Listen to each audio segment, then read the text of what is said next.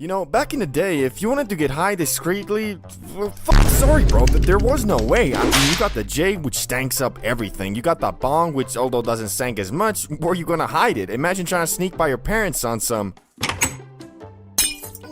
What you doing dropping shit at a time like this, boy? Downstairs, I came down, I wanted a glass of water, yeah. Boy, you must be neurologically disabled if you think that'll excuse you from breaking some dusty-ass dollar store piece and spilling bong water all over my goddamn living room. No, it's... Here, take a smack of this shit. It'll get you proper, boy. Well, that sounds like a pretty fun... Anyway, point is, you're not gonna be hiding that shit for long. Only real option you had was the pipe. But bro, at that point, you sacrificing everything you got for one high. Like, I swear, the pipe is the last way anybody in their right mind wants to get faded. Every time I hit it, it's like my lungs and throat revert back to factory settings. Like I ain't never inhaled anything besides O2 before. Basically, by smacking the pipe, you're hurting your lungs and throat to the point it kind of fucks up the first 30 minutes of your high. And that's exactly why when the first Benjamin was invented by the scientists at Yodiland, it changed the game, bruh. Never before could you get obliterated on the go regardless of where you were or what you were doing. And thanks to that, getting high has become so damn easy, you got motherfuckers making obliteration their normal state. Never before could someone do anything even remotely sus and you could just assume they were fucking high. My man had sunglasses on for no reason, faded. Dude was staring somewhere for a bit too long, obliterated. Dude went to White Castle for a culinary experience. Well, them motherfuckers just weird. Goddamn cafeteria food. And you can forget about gas stations and fast food places. I mean, at this point, it's like damn near mandatory to be blasted on the job. And I got nothing against that, just since 90% of the time I find myself at 7-Eleven, I'm fried too. And the motherfucker that's supposed to be helping me is trying to scan my items with his damn iPhone. Nah, but for real, the pace that these fried motherfuckers work at is fine when your brain is running at the same low frequency, but if you're in a rush, it'll take damn near every ounce of mental strength you got to stop yourself from forcing a damn self-checkout.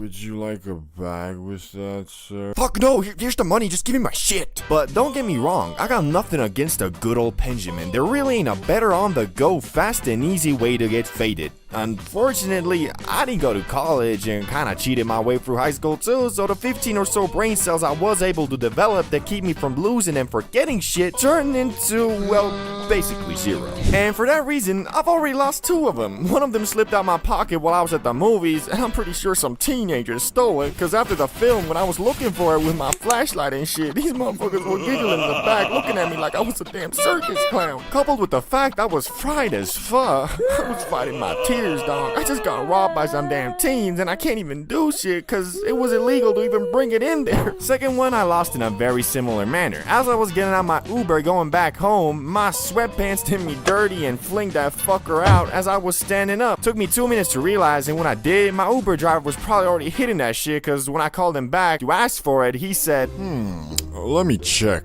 It seems that you only left me a $1 tip. Sorry, I couldn't find it. And that one hurt the most because that was the first pen I ever had and the one I used for my first Benjamin adventure, which my first time was, well, by far the highest I have ever been in my life. I'm talking freaky, I'm talking third person. Shit, it was the first time in years I truly greened the thaw out. For you see, normal weed or bud is just that, normal. So the strength of it is confined in the realms of reality, unless you know it, it's moon rock. Anyway, the biggest difference between smacking a pen versus, let's say, a J is that the pen doesn't have normal bud in it. It has concentrate, which if you're unaware like I was, is about 10 to 20 times stronger than bud. Knowing that, the best way to get faded off the pen is by just taking small rips to avoid getting sent into the goddamn shadow realm. For example, the YouTuber Damien Luck 925 is very well known for taking multiple blinkers, which is the biggest hit you can take, outside in social situations, most notably in random classrooms, like it's nothing. So me being at my USA Airbnb alone in the confines of my living room, thought to myself, okay, so it looks like the basic hit I should do at least is 1 blinker, but probably more. Yet what was waiting for me on the other side of Blinker City was something I was not prepared for. Something unholy. The voices. I'll never forget the horrible things they were whispering. They made me almost delete my YouTube channel. Anyway, it started with me ordering a 1-gram pen off of Weed Amazon, and it arrived the very next day in a beat-up Cadillac with a delivery man who, from the looks of it, tests out every product he delivers just, to make sure the quality is there. Yo, bro, you're here for the Wii, right? You got the cash? Yeah, I ordered through your website, though. It should be paid for already. Yeah, I forgot I take online orders now, too. Anyway, here's the stuff, bro. I trust you. Hey, thanks, bro. Have a good one. You too, man.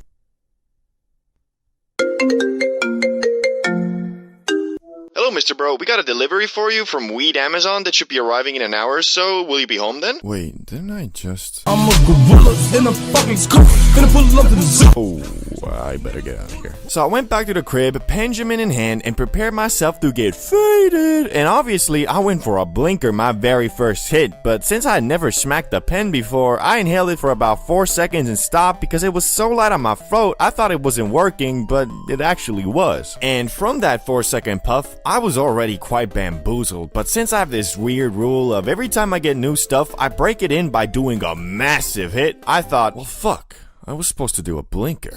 And went for it again. I inhaled and inhaled for a good 8 to 10 seconds, but the thing just wouldn't fucking blink. It got to the point where there was tears coming from my eyes and my throat was begging me to stop, and it ended up like...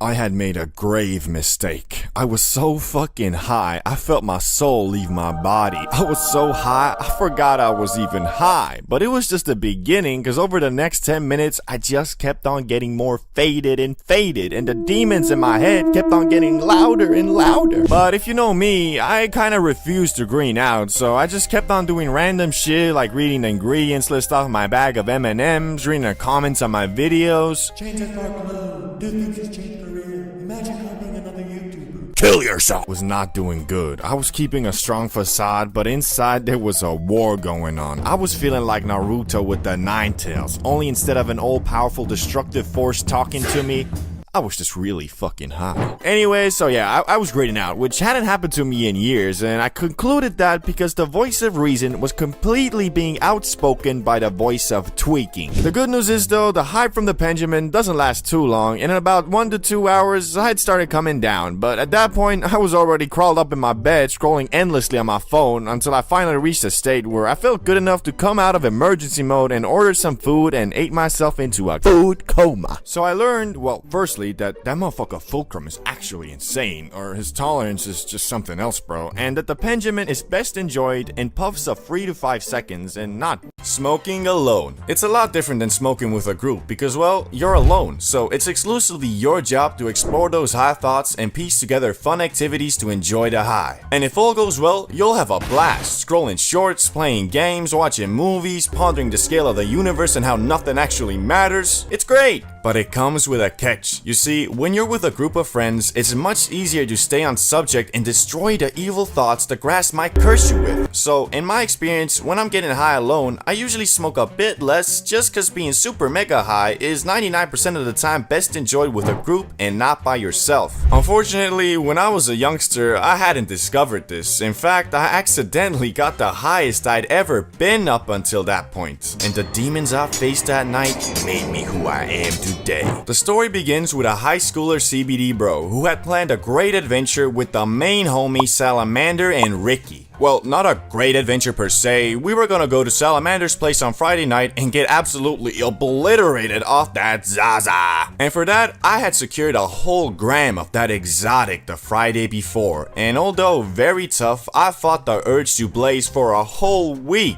just so we could demolish it all together in one night. And if you watch some of my older videos, you know Salamander had a bit of a funky home situation, so a lot of times his house was completely free, and this was supposed to be the case on this beautiful night as well. So you know your boy was excited as an 8-year-old on Christmas for this upcoming Friday night high extravaganza. But it all came crashing down when Salamander texted me, "Hey yo, my parents came home tonight and well, they found my bong, so I'm basically in the gulag now, so no smoke sesh tonight, nor probably the next night, nor, well, until they leave again. See you once I serve my time. LOL. A true tragedy. Our plans have been foiled by none other than Salamander's stinky old bong. But I think you guys can see where this story is going. I had a whole gram of that fine exotic grass, and I've been holding myself back for a whole week in anticipation for the now cancelled high extravaganza. So here I was, standing in my shitty little dorm, filled with sorrow. I decided,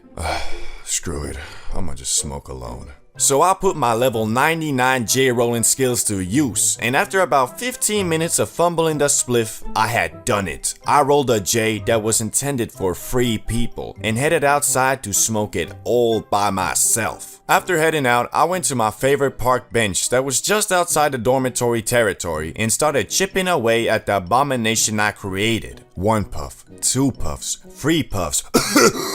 I was faded than a hoe, but nowhere near the fadedness I had been waiting for. I continued puffing away until I reached the halfway point and my mouth became drier than the Sahara Desert, bro. So I took a little break to try to figure out how high I truly was. As I stared into nothingness for a good minute, I felt my first person camera slowly pull away into third person, like I was in GTA 5 or something. And I have no shame in saying I didn't smoke the whole thing, cause I was starting to get a bit paranoid, so I took my half-smoked 1G spliff and headed back to my dorm. And bro, you know those creepy pictures that are creepy because they look familiar, like it's just a normal pic, but then you really look at them and realize they ain't normal? Yeah, well, that's how I felt when I walked through the hallway leading to my room. But anyway, once I got to my room, I was still feeling paranoid. Like, it was weird cause I had never felt that way before from Za, and I think that's just cause when you get high with others, you're kinda comforted by the fact that you're not alone in the feeling of being absolutely smacked out of your mind.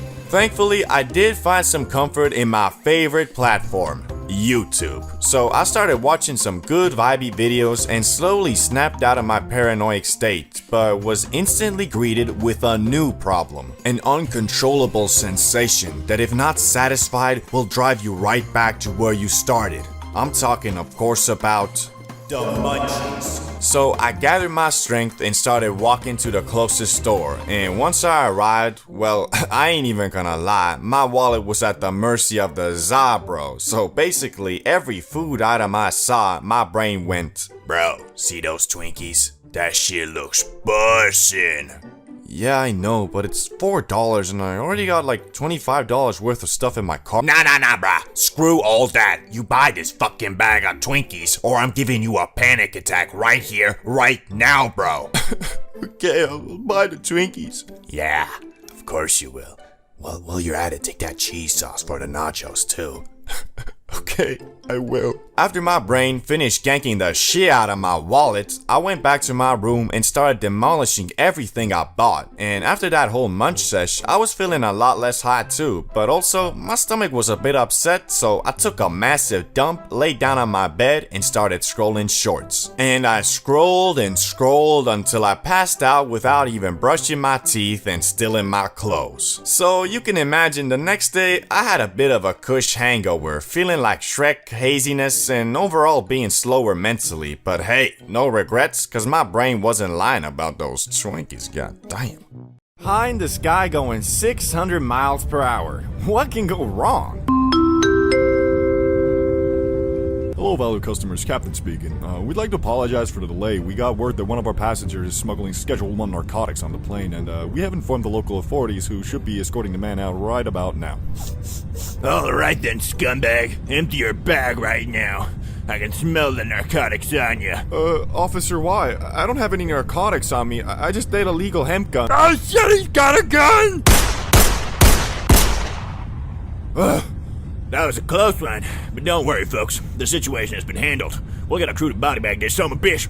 Oh, sure, you also dropped your bag of flour. Anyway, carry on. Highway to the danger zone.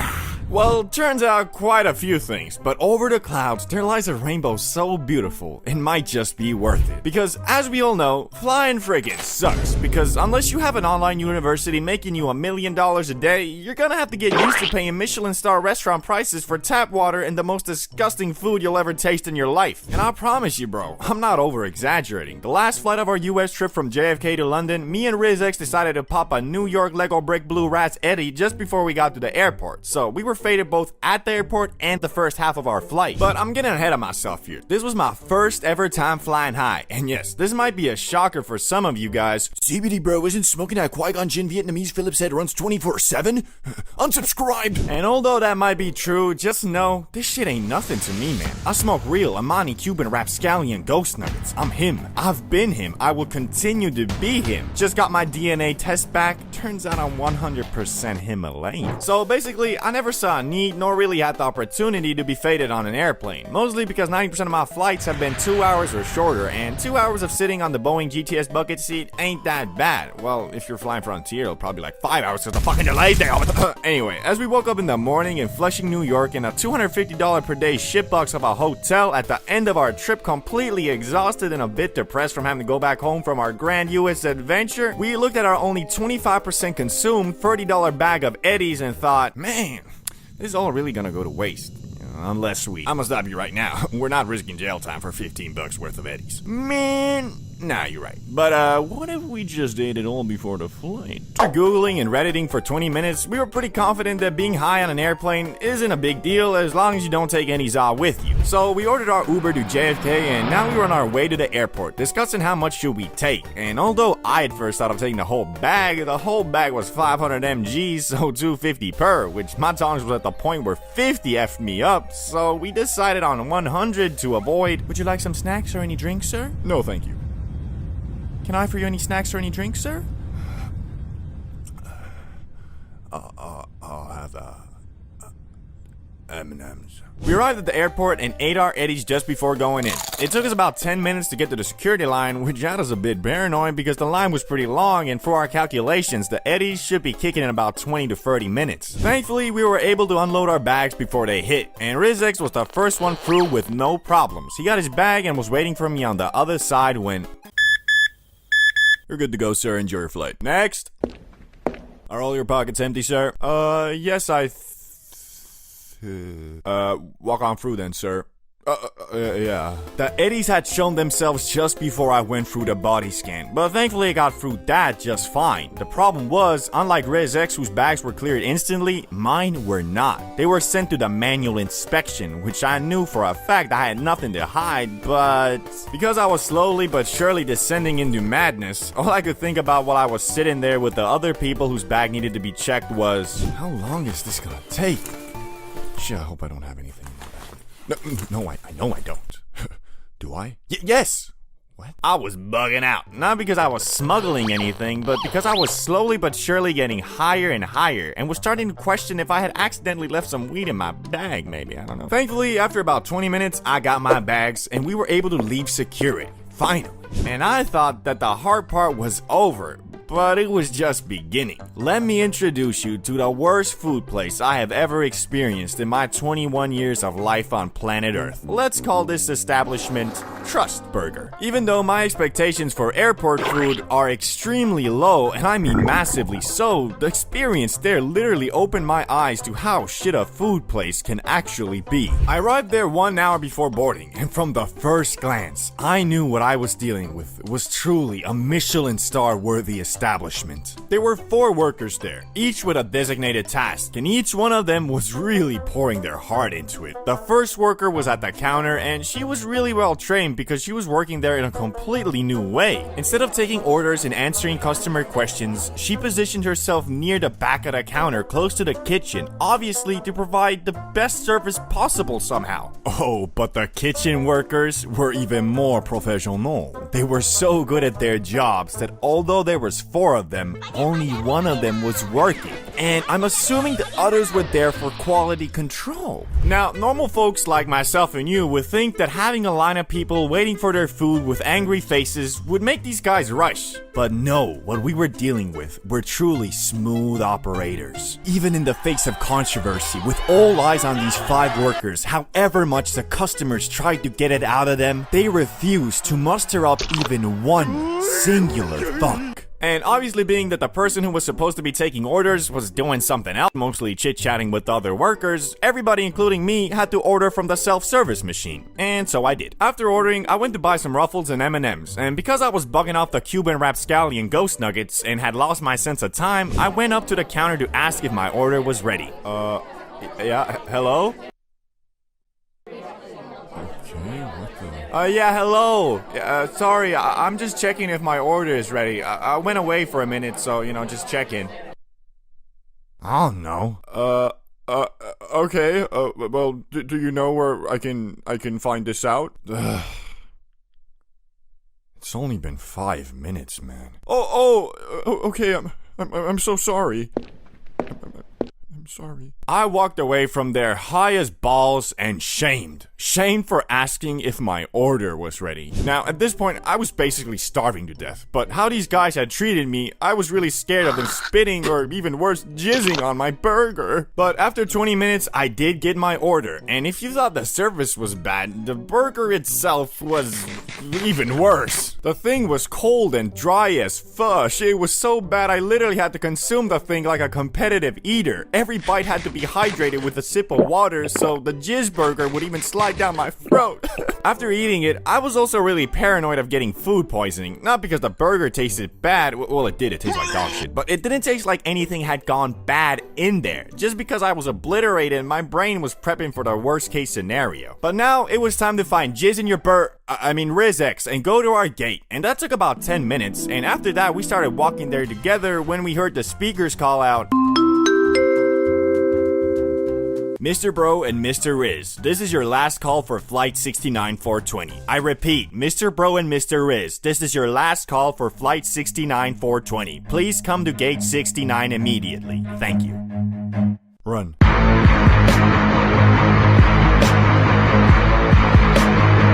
Thankfully, we got to our gate and made it on the plane. And turns out there was plenty of freaking time because we still sat and waited for 30 minutes before the plane took off. Which that might have also been the reason why the guys at the gate looked at us like a bunch of baboons. Looking back at it, it must have set off some alarms seeing 2 6'5" behemoths running at full speed holding their carry-ons on top their heads like they were running from a lion, but hey, at least we made it. But once the adrenaline wore off, I realized 100 mg was truly too much. I was fighting demons on that aerodynamic plane, and what made it worse was the flight attendants were all super posh and uptight. We were sat at the extra legroom middle aisle, and I swear it wasn't just a za. These motherfuckers were looking at us, judging our every move. Anyway, after sitting in silence and looking down at the floor for 30 minutes, we finally took off. And because it was an international flight, it was a massive plane. And as it was taking off, it made a lot of creaking and sketchy noises, which increased my tweak meter to almost maximum. I mean, it doesn't make sense physics-wise. How the fuck are those massive wings supported with just a connection to the body of the plane? Things were flopping like crazy, and however much I tried, I couldn't get the vision out of my mind that as soon as the pilot starts pulling up, one of those wings would detach and we would fly into the highway in front of the airport in a ball of fire causing the next 9/11. But we survived. What a surprise.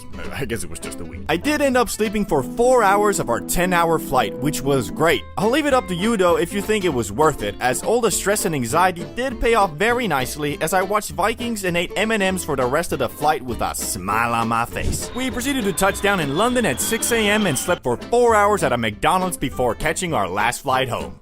I don't know about you guys, but I can be kind of a straight to the point, don't care how you feel type of guy. But for some reason, when I'm faded, that low-key changes. Like, the za seems to make me care more about others and how they feel. Don't get me wrong though, I'm not out here going out of my way to help some grandma cross the street and then run into the nearest blood donation bank where after donating my blood, I volunteer myself at the soup kitchen. It's more like if I wasn't high and was waiting in traffic and an old lady was crossing the street, I think, oh my god, you chose the perfect time to cross the street, didn't you?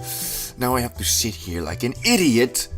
I got to do, woman. Move. compared to if I was theoretically high. Look at that grandma crossing the street. I wonder where she's going. Probably to see her grandkids.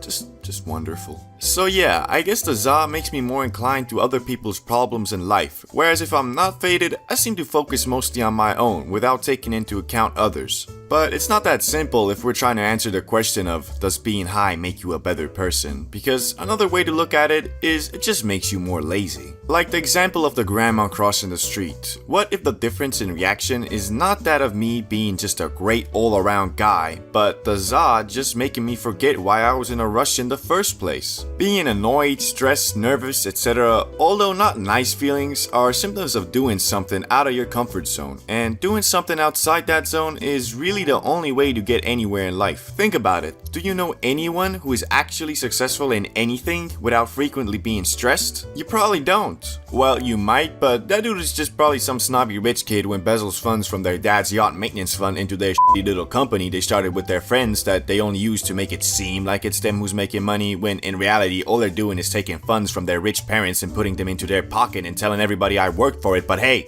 what do I know? Anyway, we've concluded that the za can make you a more understanding and better person, but it can also make you a lazy mofo who loses the ability to step outside their comfort zone. So, is it bad? Nah, I mean, not really. As we know, the key to everything in life is moderation. And if practiced correctly, it can help you with literally everything, not just the zaza. My point here is that there is a time and place for everything, so there is no real answer to if the zaza makes you a better person, because it all depends on the context of the situation. So if you're always faded and sit around and eat pizzas and watch the Shaolin Chronicles all day, but then say your philosophy is, bruh, I'm all about peace and love. I don't wanna be like you, stressing out all the time. I chase tranquility. Your argument is not valid to anyone who is trying to achieve something in life besides tranquility. But then again, it goes the other way around as well. So a 24/7 stressed out, always working, never resting dude would say something like, if you want to make it anywhere in life, you can never rest. You gotta outwork everyone, even if that means drinking 6 energy drinks a day, vaping 24/7 to stop the disease of feeling tired, and you gotta sleep a maximum of 4 hours a day to maximize your work time. And obviously, you gotta work out at least 3 hours a day to build that muscle. Like, bro, chill. You might be rich, but what does that matter if you die at 35? Obviously, these are two extremes, both at different far ends of the spectrum, and really, you should try to position yourself somewhere in the middle. There is a time and place for everything, especially for the green magic plant, because if you start frequently using it, it really does take your edge away, and if your goal for life isn't only tranquility, then that is definitely a bad thing. Then again, if you're an uber-focused person who finds it very hard to relax even when they should be, then the Zaza can definitely help you in that department and give you a well-deserved break. And dare I say, it can even make you a better person. Or at least make it seem like it to the people around you, cause in reality, you're the same guy, just on a different planet. For example, here are some everyday situations whilst high versus when you aren't. Number 1, someone asks you to do the laundry, but you're not high. Hey bro, can you please do the laundry? Okay, I will. Versus if you are high, hey bro, can you please do the Shh, of course I'll do the laundry. You did it last time, it's only fair. Second situation, you're stuck in traffic on a sunny day, whilst you're not high. How long is this shit gonna take? I should've just taken the second road. Versus when you are high, ooh, is that a new Porsche? Damn, that guy must be rich. So nice just bathing under the sun in this traffic. Oh shit, I gotta move. Number 3, you're in the cinema and you're high. This is awesome. Versus you're not high, this is lame. Okay, the last one didn't really add anything to the video. I just really like being high in the cinema. Anyway, I hope you learned something from this video and maybe achieved tranquility. Do you remember your first time smoking the Zaza? I bet you used either some type of makeshift Mountain Dew can where you inhaled more green paint than anything, or you rolled yourself an abomination of a spliff where half the stuff got stuck in the filter whilst you were standing there sucking on it like... Bro, why this shit ain't working? Bro, of course it ain't working. Look at the damn crutch. You were supposed to roll a filter, not a leak-proof titanium pipe. Fool. Yet, the more you blaze, the better your tools and skills to do so improve. But everybody starts off at level 1. First timer. This is the level where you'll be holding your butts like Elon Musk. Only you're not Elon Musk and your homies will clown the hell out of you for holding the like it was a diamond or something. Also, at this point, your understanding of rolling blunts is that you put the stuff in the middle and just kind of roll it up like a cone. It doesn't actually work like that. And if you were to hit any type of can or makeshift bong, even after the slightest inhale, you'll be on the floor coughing your lungs out of your throat like... So I just inhaled from this opening? Yeah, man. You bastard. You licked it, didn't you? But no worries, after a while of being clowned on, you'll eventually learn enough to get to Level 2. Yeah bro, I can roll it no problem. Even though you're still only a beginner, this is where your confidence is at its highest, cause you've rolled a couple splits and instead of them being completely unusable, the homies usually are like, okay whatever, it'll do. This is also the stage where you'll probably green out for the first time, cause you overestimate your tolerance a lot. Thinking that just cause you've blazed up 3 times in the past 30 days, you're ready to go over to the homie's house and start hitting something called gravity bug? Whatever though, how much higher can you even get, right? Also, at this stage you just might have a makeshift aluminium can pipe thing at your place, but buying an actual bug is out of the question, cause you'd rather cough till you're on the floor in tears than pay 20 bucks for something that isn't even necessary. Then a hoe. Edibles, part of the holy trinity when it comes to getting as faded as humanly possible. And the reason they are so potent is that in the act of cooking the za, the THC transforms into something beyond its normal powers and becomes Super Saiyan za, or 11-hydroxy-THC. But let's stick to Super Saiyan cause that other name isn't really cool. Anyway, if you're an OG subscriber, you know my first time doing edibles was quite a crazy experience, but I wouldn't call it anything else than, yeah, I was really freaking high. But this time, the abominations we made were no mere first-timer dose. We threw everything we had in there. The day started like any other, except I had just gotten back from Barcelona the previous night and was a bit tired. But you see, there was this really cool movie in the cinema called Oppenheimer.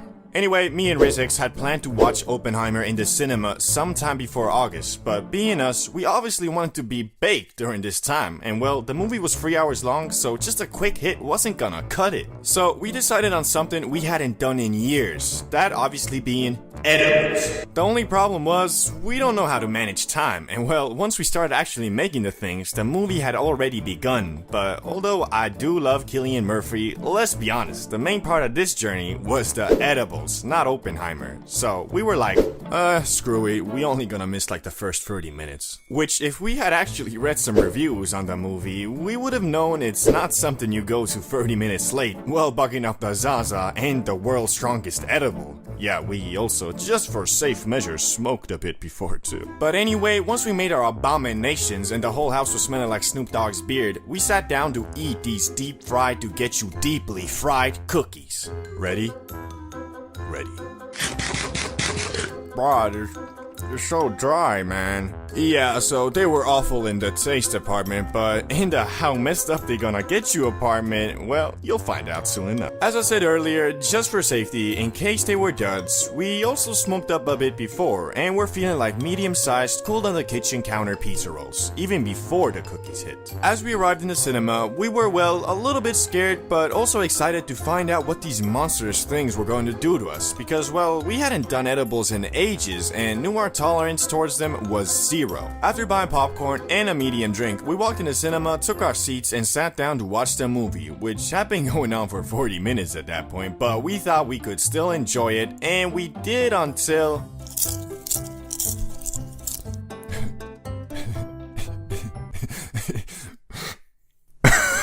Bro, I could not stop laughing, and that's when I knew the edibles had hit. Now, up until this point, I considered myself a man of pure willpower and mental fortitude, and that there's no way some green plant was gonna get me bugging. And for the first 30 minutes after feeling them hit, it was true, until I got the ultimate disability the Za can curse you with. I'm talking, of course, about manual breathing. I was sat in that cinema like a full-on tweaker, and bro, it did not feel good. Like, however hard I tried to destroy the Super Saiyan Saw with my mind, I just couldn't. And RizX was low-key tweaking too. Plus the movie, well, it was kinda shit. And before you roast me in the comments, I think Oppenheimer is a great movie. Just arriving 40 minutes late and bugging off Super Saiyan Za wasn't the best idea for a story-focused film. So we decided to get the fuck out of there. And bro, I don't even know how to describe what I felt and saw once we opened the gates to the outside world. Bro, I was feeling like my senses were turned up to 10,000% overdrive. And bro, I'ma be honest, I was not seeing straight. So although we drove to the cinema, we were in no shape to drive back, so we just started paddling our demon eyes looking butts home. Until at some point, we found some e-scooters, so we rented those and just started blasting away. And what an amazing time that was. Like, every switch of scenery felt like a brand new biome. Like, at some point, we took a little detour through a park,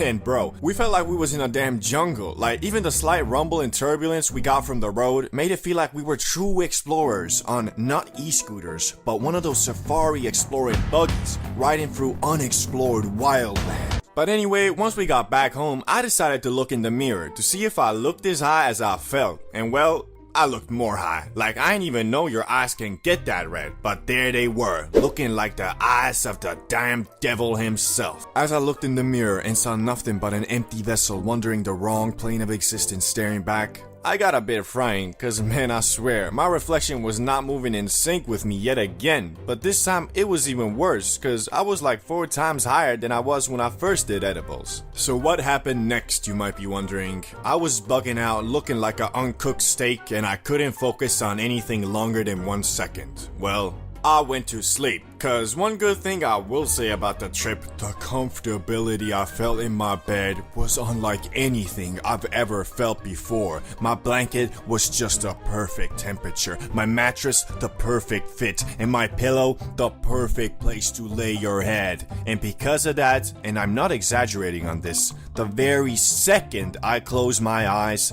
I was asleep.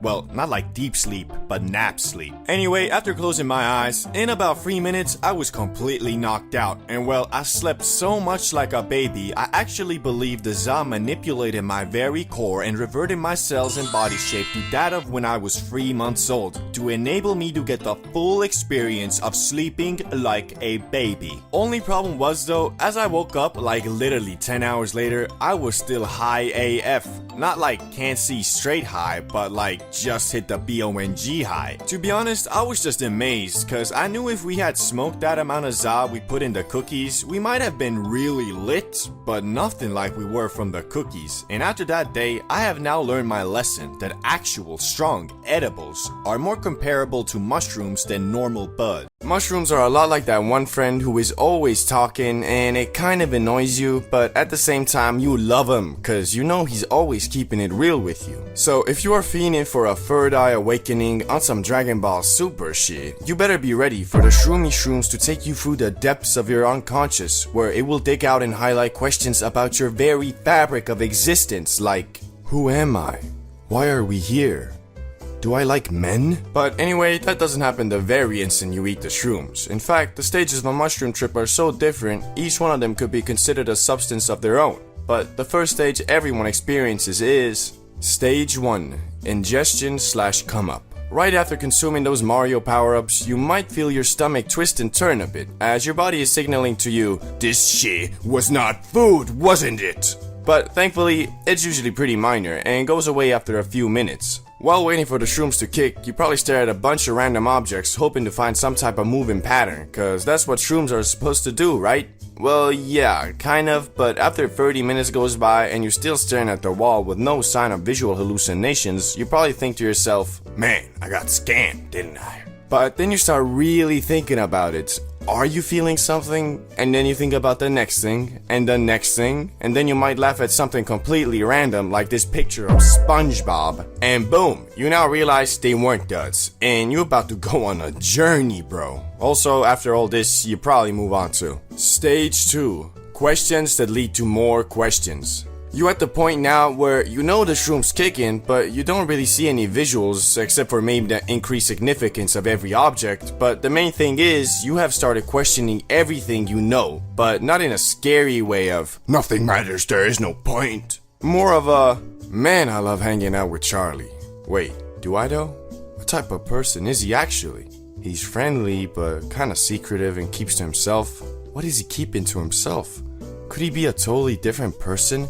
Am I becoming a better person by hanging out with him? What is going on? So yeah, this stage can be very eye-opening to some, especially if you're the type of person to hang on to problems and worries instead of facing them. Because however hard you try not to think about something, the shrooms won't let you. And although it might seem like that's a bad thing, it's actually not. And you should treat this time of the trip to pinpoint the main questions you would like to receive some type of answers to by the end. Because soon after, you're gonna go to Stage 3. Holy shit! The mushrooms are now almost at full effect, and you're definitely seeing some hallucinations, like moving patterns, disfigured items, wavy hands, etc. But to be honest, that isn't really the main thing, because if you approach this trip with the right mindset, as in you wanted to actually take something with you to the real world afterwards, then currently you are most likely intensely trying to piece together the answers to the questions you highlighted on the previous stage. But it ain't as easy as it seems. It feels like you were constantly on a breakthrough to something really important and significant, but then you lose it and have to start again with the pieces you left off with. But if you stick with it, you'll always figure something out. Maybe not the full picture, but something. Also, you shouldn't blame yourself if you start talking or thinking about something that you feel is very amazing, but then halfway through realize you literally pondering about the implications of the evolution of the Pringles Man logo, bruh. But not to worry, that's the beauty of shrooms. They make you think about everything on a deeper level, and if you can find the correct things to think about through the clutter of Matrix conspiracy theories, you'll still emerge victorious. Speaking about emerging, the next stage is Stage 4. The slow come down. You are now slowly coming down from the shrooms, which is indicated by the fact you don't see as many trippy patterns anymore, but also you're more realistic in your thoughts as well. Also, at this point, you probably aren't bouncing from thought to thought as much anymore and have chosen a definitive couple of things to think about. And with those things, you will find answers, but also a lot of new questions, which can be frustrating, well, until you get to the next and final stage. Stage 5. Journey complete. At this point, you have almost completely came down from the magic, but not really, because although you don't see any hallucinations anymore, you feel more in touch with reality and yourself. The best way I can describe this stage is like it's the fruit of your labor. This is the stage where you've gone through the constant questions and search for answers and come out victorious. Best way I can describe it is like you're high off some Zaza, but with a much clearer head. So this is the perfect time to play some video games, watch a movie, or do really anything you find fun. So yesterday I was packing myself a big ol' hit as per usual and thought to myself, man, I'm really hitting the za from this wacky silicone machine crafted laboratory grade piece. Like, what happened to the Apple BONG, the can BONG, the good old spliff? And so today I'm coming at you with the 5 levels of smoking grass and how your equipment to do so evolves along with your mindset and shit. Starting with level 1, the noob. This is the level where you still think the za is some type of magical space unicorn shit, cause well, you've never done it, but your friends say it's crazy. So one day, you and the boys hear of a dude called Dragon selling grass in the school bathroom, so you band your money together and go acquire the grass. Once obtained and a safe area found, your friends are like, how are we gonna smoke this? Which, depending on where you're at, you're gonna end up either with a crappily handcrafted spliff or an aluminium can with holes in it. Whichever one you choose, you're gonna get faded in a hole that night and either fly with the happy space unicorns or get tortured by thoughts like, I hope my mom doesn't call me right now. Is this ever gonna wear off? Was 9/11 an inside job? And if your first experience was the latter, then you probably didn't advance to the next level, at least for a while. But if you had a fun old time and continue to smoke up with your buddies, at some point you'll find yourself at level 2. Why does she always make my throat burn? After a while of smoking the za from spliffs or from some shitty Mountain Dew can, you finally think to yourself, maybe I should invest in something that makes it so my throat doesn't want to eat itself inside out every time I take a hit. So you go online and buy the cheapest BONG you can find. Excited to use your new acquired technology, you invite your friends over and get faded in a hole yet again. But it's different this time. Because the BONG doesn't destroy your throat as much, you can actually kinda take consecutive hits. So being the genius you are, you do that and ascend into Yodiland for the first time. After the ascension, you begin to wonder though, how high can a mortal man truly be? which the answers to those questions are still a ways away, but after a quick Google search of how to get more high, you discover something called the Gravity BONG, and soon after go into Level 3, the Zaza Man. Eager to try out your newfound powers of gravity control, you yet again invite your friends over and take a smack dabbly do off that thing. Which what follows is actually not as crazy as before, cause even though you all did get faded than a hoe, you also got sleepier than a hoe and got knocked out on the couch pretty fast. So you vow that the next time you use the powers of gravity, you'll drink an energy drink or something so you won't fall asleep like a baby. Even though it is pretty nice sleeping like a baby. Anyway, at this point, your friends are probably like, yeah, nah, that's a bit much. But because you're a crusader and haven't yet learned the lesson of moderation, you still want to get even more faded. So back to Google, and now you find yourself basically with two options, edibles or dabs. But because this is the 5 levels of smoking grass, let's just say you chose the dab pen. And shortly after, you move to Level 4. The Fortnite cart. After the obtaining of the Benjamin, you test it out with your friends, and you get faded than a hoe yet again. But the reality is, your friends just want to smoke normal za, cause the Benjamin kicks too hard for them. But you still haven't learned moderation, so you call them wackos and waddle your way to Benjamin City alone. While at Benjamin City, you're like, more high, must get more high. And there's only one more item to fill your never-ending quench for tolerance destruction, and that is Level 5. Bro, what the fuck? You got a damn science station here with dab rigs? They're, well, unnecessary as a way to put it. I mean, bro, you know she has gone too far when you gotta look at the instructions on how to get high. Plus, your friends don't even really want to try it out anymore and urge you to go on a tea break, which, after realizing that all your money has been going to your need to get higher and higher, you're kind of forced into one, which, after, hopefully you'll move on to Final Level. Ascend it. Finally, you realize smoking za isn't just about getting as high as possible, because every situation has its own limits of fadedness. So if you're just going out on a night out with your homies, best thing to do is to smoke a spliff. If you don't want to get faded in a hodo at home, do the gravity, and so on. The true power you have over all the other levels though is you've already gone through all of them, knowing that you can manage your tolerance correctly and smoke up with the appropriate tools for the appropriate situations. We all know that the Zaza can reignite that sense of wonder we had as a kid. Unfortunately, this doesn't come without a price, because depending on how much you consume, your brain function will drop accordingly. So even though in your head, you'll feel like a super genius connecting dots you couldn't piece together before, to the people around you, you'll be looking something like this. But for all the people who are relatively new to blazing, this list can help you avoid doing things so incredibly stupid that you'll look back at them, wondering if maybe you really are all the things that you were called in those Call of Duty lobbies back in the day. Anyway, let's get right into number 3. Ordering food and then forgetting about it.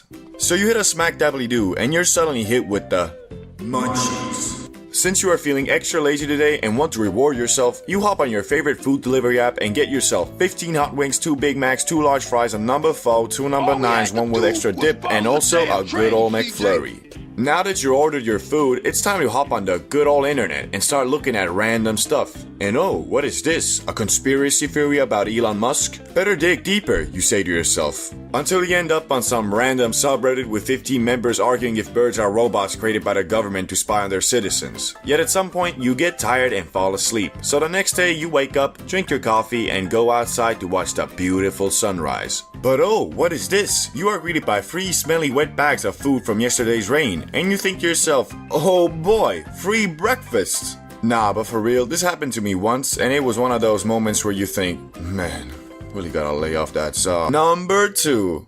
Yeah, bro, we're gonna go. Let's just do one more hit. Ah, the good old one more hit. For some reason, every time you want to go outside to do something, either alone or with friends, there's always the internal conflict of, are you high enough? And to be honest, most of the time you are. But man, I'd rather be tripping balls, feeling like a special needs space cadet, than have that, man, I should've smoked more feeling. The problem with that is, a lot of times, that last hit hits you with that Muhammad Ali right hook, meaning your high hopes of a productive stoner adventure turn into another night of being immobilized on the couch with an industrial-grade barrel of Ben & Jerry's ice cream on your night table. Bro, let's go, it's getting late. Yeah, don't worry about it, let's hit the grab one more time though. Okay, sure.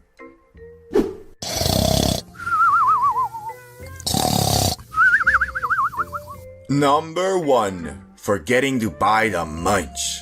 Now, some of you might be saying something like, no, it's not stupid, it's the correct thing to do, cause eating so much sugar and fatty foods is like really unhealthy for you. And I will agree with you to the extent if you're a daily smoker, then yes, stuffing your face like Nicocado avocado every day is not the way to go. But if you're like me, who only blazes a couple times a week, but those times you get absolutely obliterated, then it is stupid. Cause that's just torturing yourself. It's like buying a supercar without an engine, going to an amusement park below the height requirement, moving to Dubai with the financial stability of a college graduate. It doesn't make sense. Plus, to be honest, if your body works normally, after stuffing yourself to the brim the night before, you won't even want to eat anything for the next 12 to 18 hours. Knowing all these things, why do I still not buy that goddamn mega pack of Doritos? Knowing damn well it ain't gonna change a thing, the munchies will have me going to the gas station at 2 a.m. on a Wednesday like, sir, will there be anything else?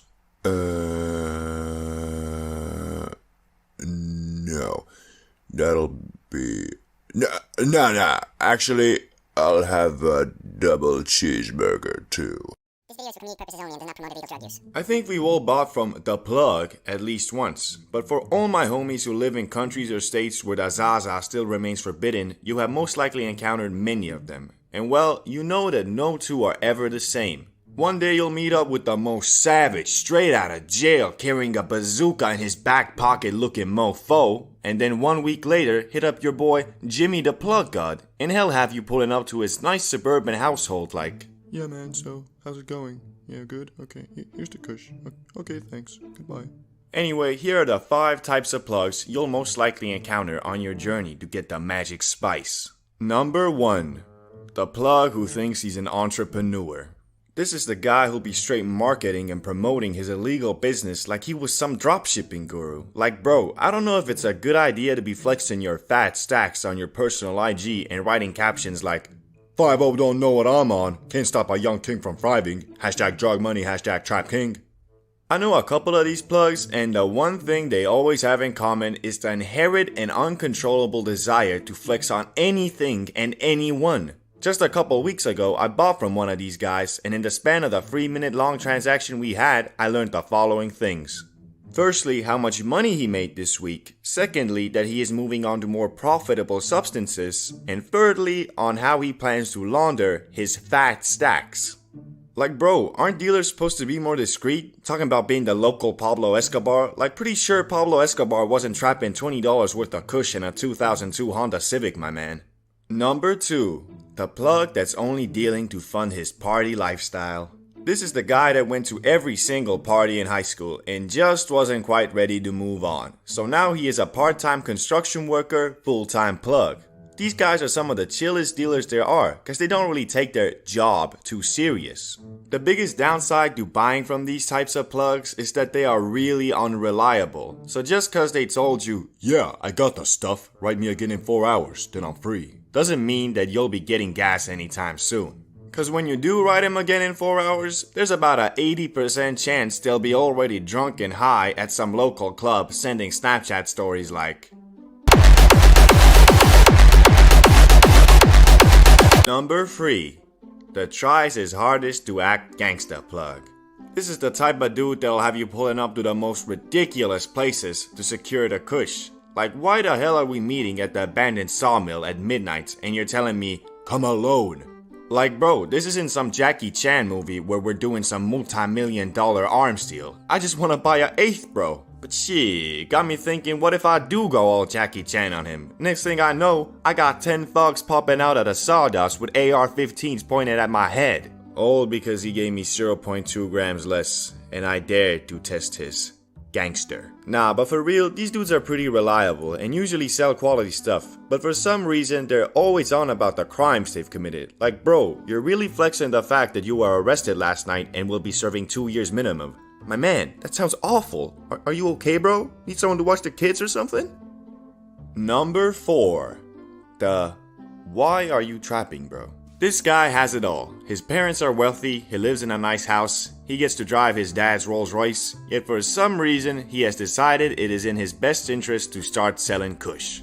Like, no complaints from me, bro. I love hopping in the back of this $200,000 car just to buy $20 worth of Zaza. But couldn't you just drive like some premium Uber or something? You'd probably make more money, plus you know, it's legal. Nah, but for real, why they actually trap is cause they just wanna get hoes and be respected as a true gangsta. Even though I can never take them seriously. Like, bro, why you acting so thug? You do know if you ever short me, I'm just gonna tell your dad and he'll send you to boarding school, right?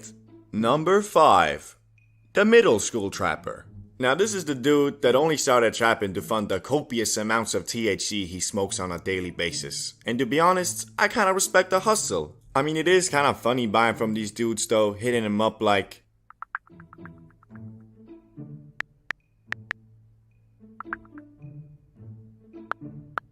Then you pull up and they're always like at least 200 feet away from where they actually live cause they don't wanna get caught by their mama. But because these dudes usually smoke their own product, they always gotta comment about what you're getting. This stuff hits different, bro. It's more of a body high. Or, Man, this'll get you real messed up. or even sometimes. Yeah, man, I put in a little more cause this isn't as good as the last stuff. So yeah, basically what I'm saying is that these guys are the most trustworthy plugs there are, so you don't ever need to be worried about being scammed. Only downside is that these plugs are very temporary, meaning they usually quit trapping in about 3 to 6 months. Probably cause they mama beat him or something. Timmy, what is this? That's nothing, mama. You ain't gotta worry about that. I know what it is. It's from the devil. Get over here, Timmy. No, mama. Don't. Leave me alone. But anyway, here we are, on the park bench outside the school premises at 8:30 AM during wake and bake hours. And well, because me and Ricky are men of integrity and honor and would never waste Frieza, we fell to the bamboozlement of Salamander yet again and smoked the whole thing. Whereas right after, we were running a bit late, so the 3 of us Soink Musketeers stood up and started walking intensely to school. But honestly and thankfully, I wasn't very paranoid, unlike most of the times I got high at school, because, well, it was the first day and we didn't really have any classes except for only one introductory welcome back type thing that was supposed to last only 45 minutes, so not a big deal. Once we arrived at the auditorium, we were shell-shocked to find out the speech was already going on, and because we were looking like a couple medium rare filet mignons, we didn't really want to go in, cause we knew when we opened that door, everybody would stop and stare at us, cause that's just how it always is when you arrive to class late. And although Salamander was telling us, nah guys, don't be pussios, let's just go, we ended up sitting out the first part until lunchtime, cause we were pretty sure we wouldn't get in trouble if we just said we missed our bus or something. 30 minutes went by and lunchtime came, and because we were camped out at the cafeteria, we were the first to get their welcome back to school lunch. And what was that wonderful, significant, mouth-watering dish, you might ask? Well, it was nothing but Munchie's heaven. We were served some beans, a boiled egg, and some turkey meat or something. Oh, and I can't forget the 1% milk that tastes like it was mixed with water. Fantastic. But even though the food should have been pretty dog poop, it was actually pretty aight. I mean, it wasn't no Big Mac and McNuggets, but because we were high, it was edible. No.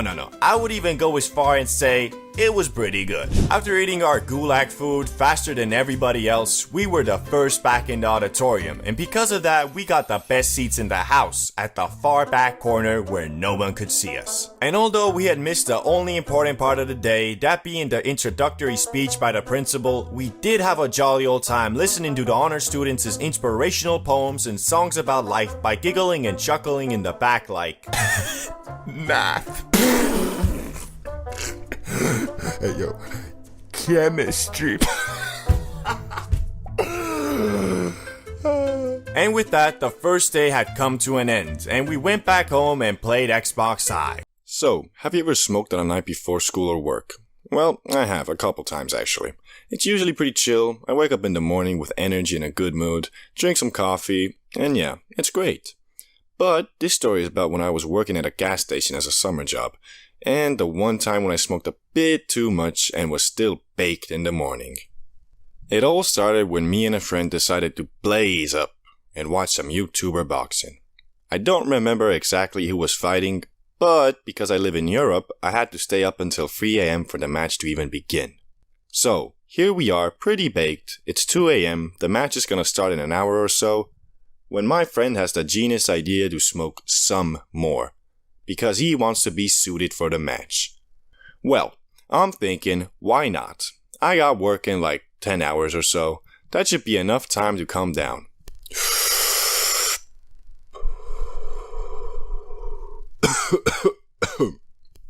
After doing the hit, I was pretty gone. But I wasn't freaking out or anything. I was still confident in my assessment that I'll be fine in the morning.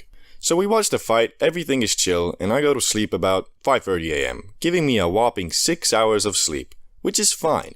But when the alarm rang in the morning and I got up, well, let's just say I wasn't sober.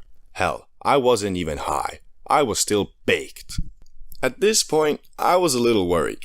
Not just because I had work in an hour, but because my shift was with two of the most try-hard gas station employees I've ever seen in my life. And well, I knew if they understood I was high, they'd 100% report me to the manager. Now, I could have just called in sick or something, but to be honest, I didn't really care too much if they fire me, and at the time, with my baked mind, I was low-key feeling like a secret agent on a mission to infiltrate this gas station and gather intel. So I ended up going. I arrived about 3 minutes late. Not a big deal, right? I swear, the second I walked in that door, those two tryhards were eyeballing me, like I was trying to rob the place or something. Anyway, I walked past them and said hello, and it seemed to me like I was in the clear. One of them said something like, "Hello, sleepyhead." I don't know. To be honest, I was 100% concentrating on acting natural, so I don't remember much about any social interactions I had that day. But yeah, I was on cooking duty that night, meaning I was making the fast food while the others were checking up customers and stocking shelves and whatnot.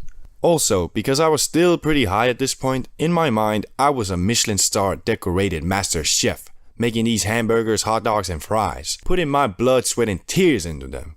And I swear, people were loving the food I was making.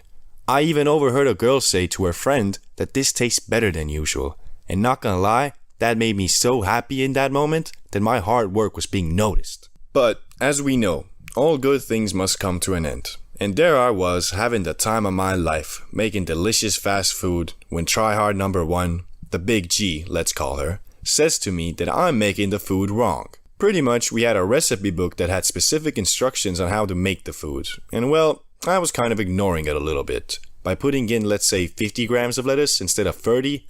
Not a big deal, I thought, but I guess it was. So now the big G has effectively taken all the joy from this job. And well, I'm pretty bummed out. As a way to be a little prick, I decided I'm going to make the food all slow-like. And not gonna lie, I got enjoyment from watching the big G having to suck up to customers because their orders were taking so long. And when the big G told me to make the food faster, I just told her I don't know how to make it correctly and fast. So she had two options. Let me make it my way or the slow way. And well, she decided my way. So I ended up making food for the entire day, and it was pretty fun. Obviously, after like 3 or 4 hours, I was pretty much normal again. So yeah, that was my high at work story. It probably wasn't as crazy as you might have thought, but it sure was a pretty cool experience for me. Sometimes you do stuff that you shouldn't do, or at least you thought you shouldn't do, like mixing a mega pack of magic mushrooms with a ton of ultra fine Amsterdam Zaza. But I'll be damned if I was gonna give up on my one chance of pushing the limits of wonder and end up being some grumpy old man talking about what could have been when I was your age. Shut up, Grandpa. When you was my age, you was a scarf knitting, romance watching, Toyota Prius driving, zero host getting pussy. Now shut up and give me my $20 birthday money, you fool. Anyway, so it begins with me and my brother in Amsterdam, yet again. It's our last day there and we're looking to end this trip off with a bang. We stumbled into one of those magic stores that sold all of these crazy substances, literally shelves stocked with little vials of liquid that had specific effects comparable to every drug you can think of. But we had our eyes set on something a little more natural, a little more psychedelic. A mega pack of Space Hawaiians. We grabbed those shrooms and brought them up to the counter, feeling like some kids at a toy store buying their first Beyblades. So, how much should we take? All of it? What's the trip like? Cool. Anything else we should know? Don't be a pussy, I guess. Can we mix this with the Zaza? No, do not mix it with the Zaza. Okay. Jeez, can't be that bad. Okay. Well, if you want to end up like that guy, be my guest. But no, you were warned. So anyway, we got the shrooms and left the store, but after what that guy said, I was low-key scared of these things, and on our way to the hotel, I started Googling like a machine, reading every forum post about mixing shrooms and weed, and well, I'd say about 80% said not to do it, but man, the other 20% were hyping it up like crazy, saying that it was the coolest experience they've ever had and how you become one with the universe or some shit. We got to the hotel and instantly downed those space Hawaiians and started waiting for it to kick. Hey, is it hitting yet? Nah, not yet. You feel anything? Nah, still nothing.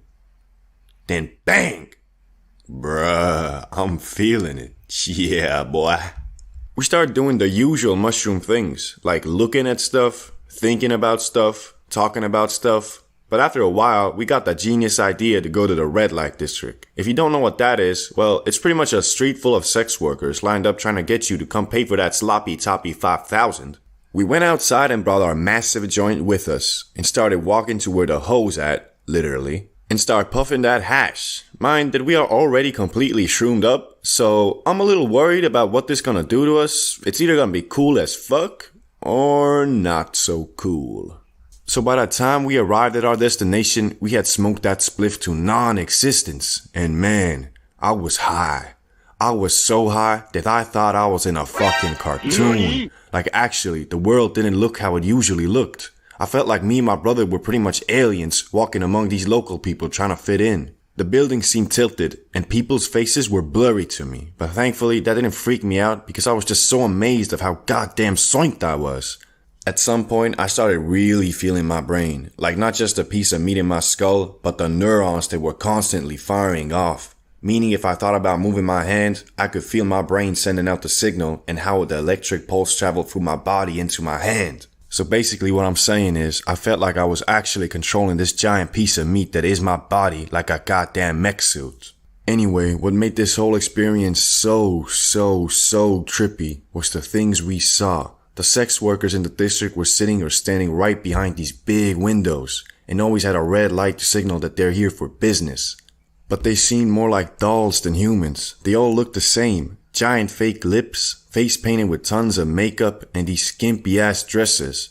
Not gonna lie bro, it was low key freaking us out. Cause every time you walked past one of them, they looked at you, staring with those doll eyes, waiting for you to come closer so they can suck out your soul. Nah, they don't actually do that, but you know, that's the type of stuff you might believe if you mix cannabis with shrooms. We ended up walking around for like 1.5 hours until we got tired and went back to the hotel. But bro, those 1.5 hours, I swear, I was not on planet Earth. That mixture must have teleported me to the amazing world of Gumball universe or some shit, cause no way the things I felt and saw were of this world. But overall, we didn't freak out or have a bad trip or anything, so I'd rate this trip a 10 out of 10.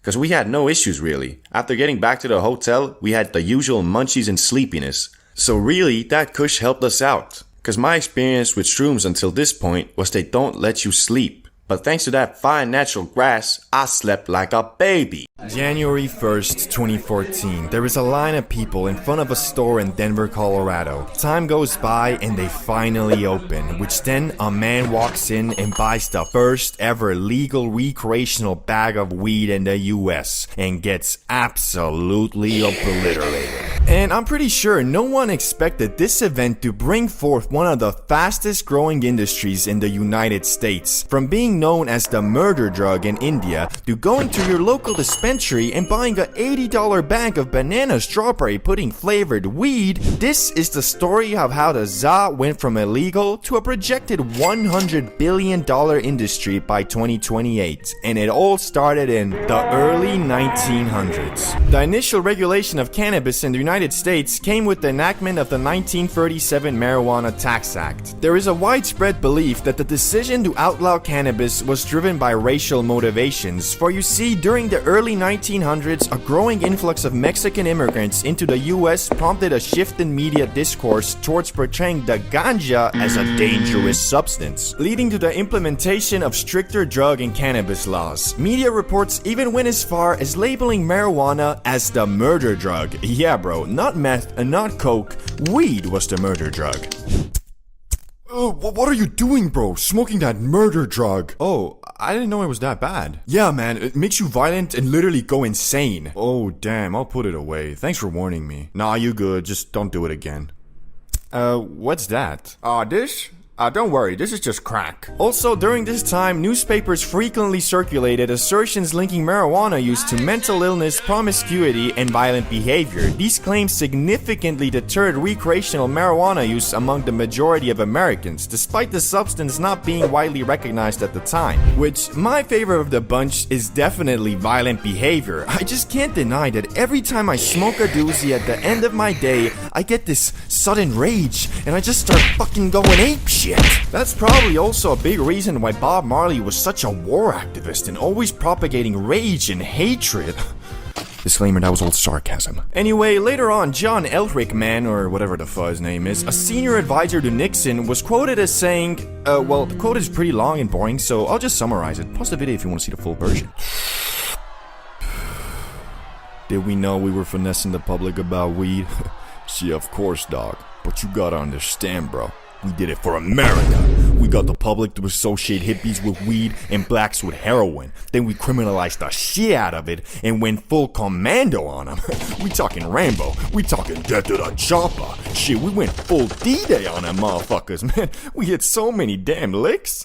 Shit was kind of ridiculous. This quote was kind of the catalyst of the 1970 Controlled Substance Act, which was the consolidation of over 200 previous drug laws into a single statute governing the production and distribution of specific substances. Under the Controlled Substance Act, drugs were categorized into 5 schedules based on their potential for abuse and medical utility. This streamlined the process of drafting and amending laws to encompass entire groups of drugs rather than addressing each one individually. Schedule 1 drugs, the most rigorously regulated, were classified as having no recognized medical value, so obviously medical marijuana must have been like the lowest schedule, right?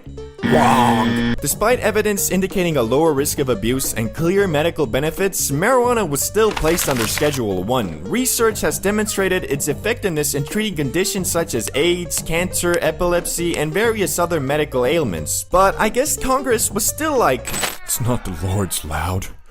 It's the devil's lettuce. Since its initial prohibition, there have been ongoing movements advocating for the legalization of cannabis, which in the 1970s pressure to legalize weed intensified in California. Proposition 19 aimed to legalize the grass and was introduced on the ballot in 1972, but garnered only 33% of the vote, so it failed for now. The push for legalization has primarily focused on 3 distinct products: CBD, medical marijuana, and everybody's favorite, recreational marijuana. So finally in 1996, California became the pioneering state to overturn the prohibition of weed by legalizing medical marijuana, despite conflicting with the federal law, brah. Subsequently, in 2012, Colorado and Washington became the first states to legalize recreational weed use. Oh yeah. Yo bro, did you hear? Weed is finally legal. Really? Yeah bro, I just bought this from a store. Shit is wild. So you're telling me if I went down to my underground farm, harvest my 20 or so pounds of weed, then go to the university campus, set up a weed lemonade stand, and sell all of my lemonades to the students, I'm not a drug dealer and just a businessman? Nah, I think you can like have a couple grams, and your operation is still, well, not gonna lie bro, I got a wire and the FBI should be kicking your door in right about... Which brings us to today, where the ZA is still federally illegal and a Schedule 1 drug, and because of that, there really isn't a lot of research on it. Between 2000 and 2018, $1.56 billion was allocated to cannabis research, with half of this sum dedicated to investigating the potential adverse effects of the drug in recreational use. This disproportionate allocation meant that understanding the harms of weed received 20 times more funding than any other area of research, while only a fraction, less than $5 million, was directed towards enhancing our understanding of its therapeutic application. In 2018 though, the Farm Bill legalized CBD throughout the US, as long as it followed the rules of staying below 0.3% THC, which this Farm Bill turned out to have a shit ton of legal loopholes, making the sale of real weed online completely legal and possible. More on that later. Anyway, because of the lack of research and, well, frankly, awful regulations, we are currently in the wild west of the cannabis industry. You might assume buying weed from a big brand is safer than, let's say, your friendly neighborhood plug, and in some cases it might be, but a lot of times your plug is selling the same shit a dispensary is, just the dispensary is putting it in a fancy bag. Even worse, there's a big issue with sprayed weed, which basically means bud that is artificially flavored in a machine to give the illusion of it being some exotic Havana pack, when in reality it's just a mid sprayed with banana flavor. So you're telling me this eighth costs $100 because it was grown and harvested in Uganda, Africa, right next to the exotic banana farms, and that's why it's banana flavor? Yup. Then why is there a spray bottle right there labeled banana? Why are you asking so many questions, man?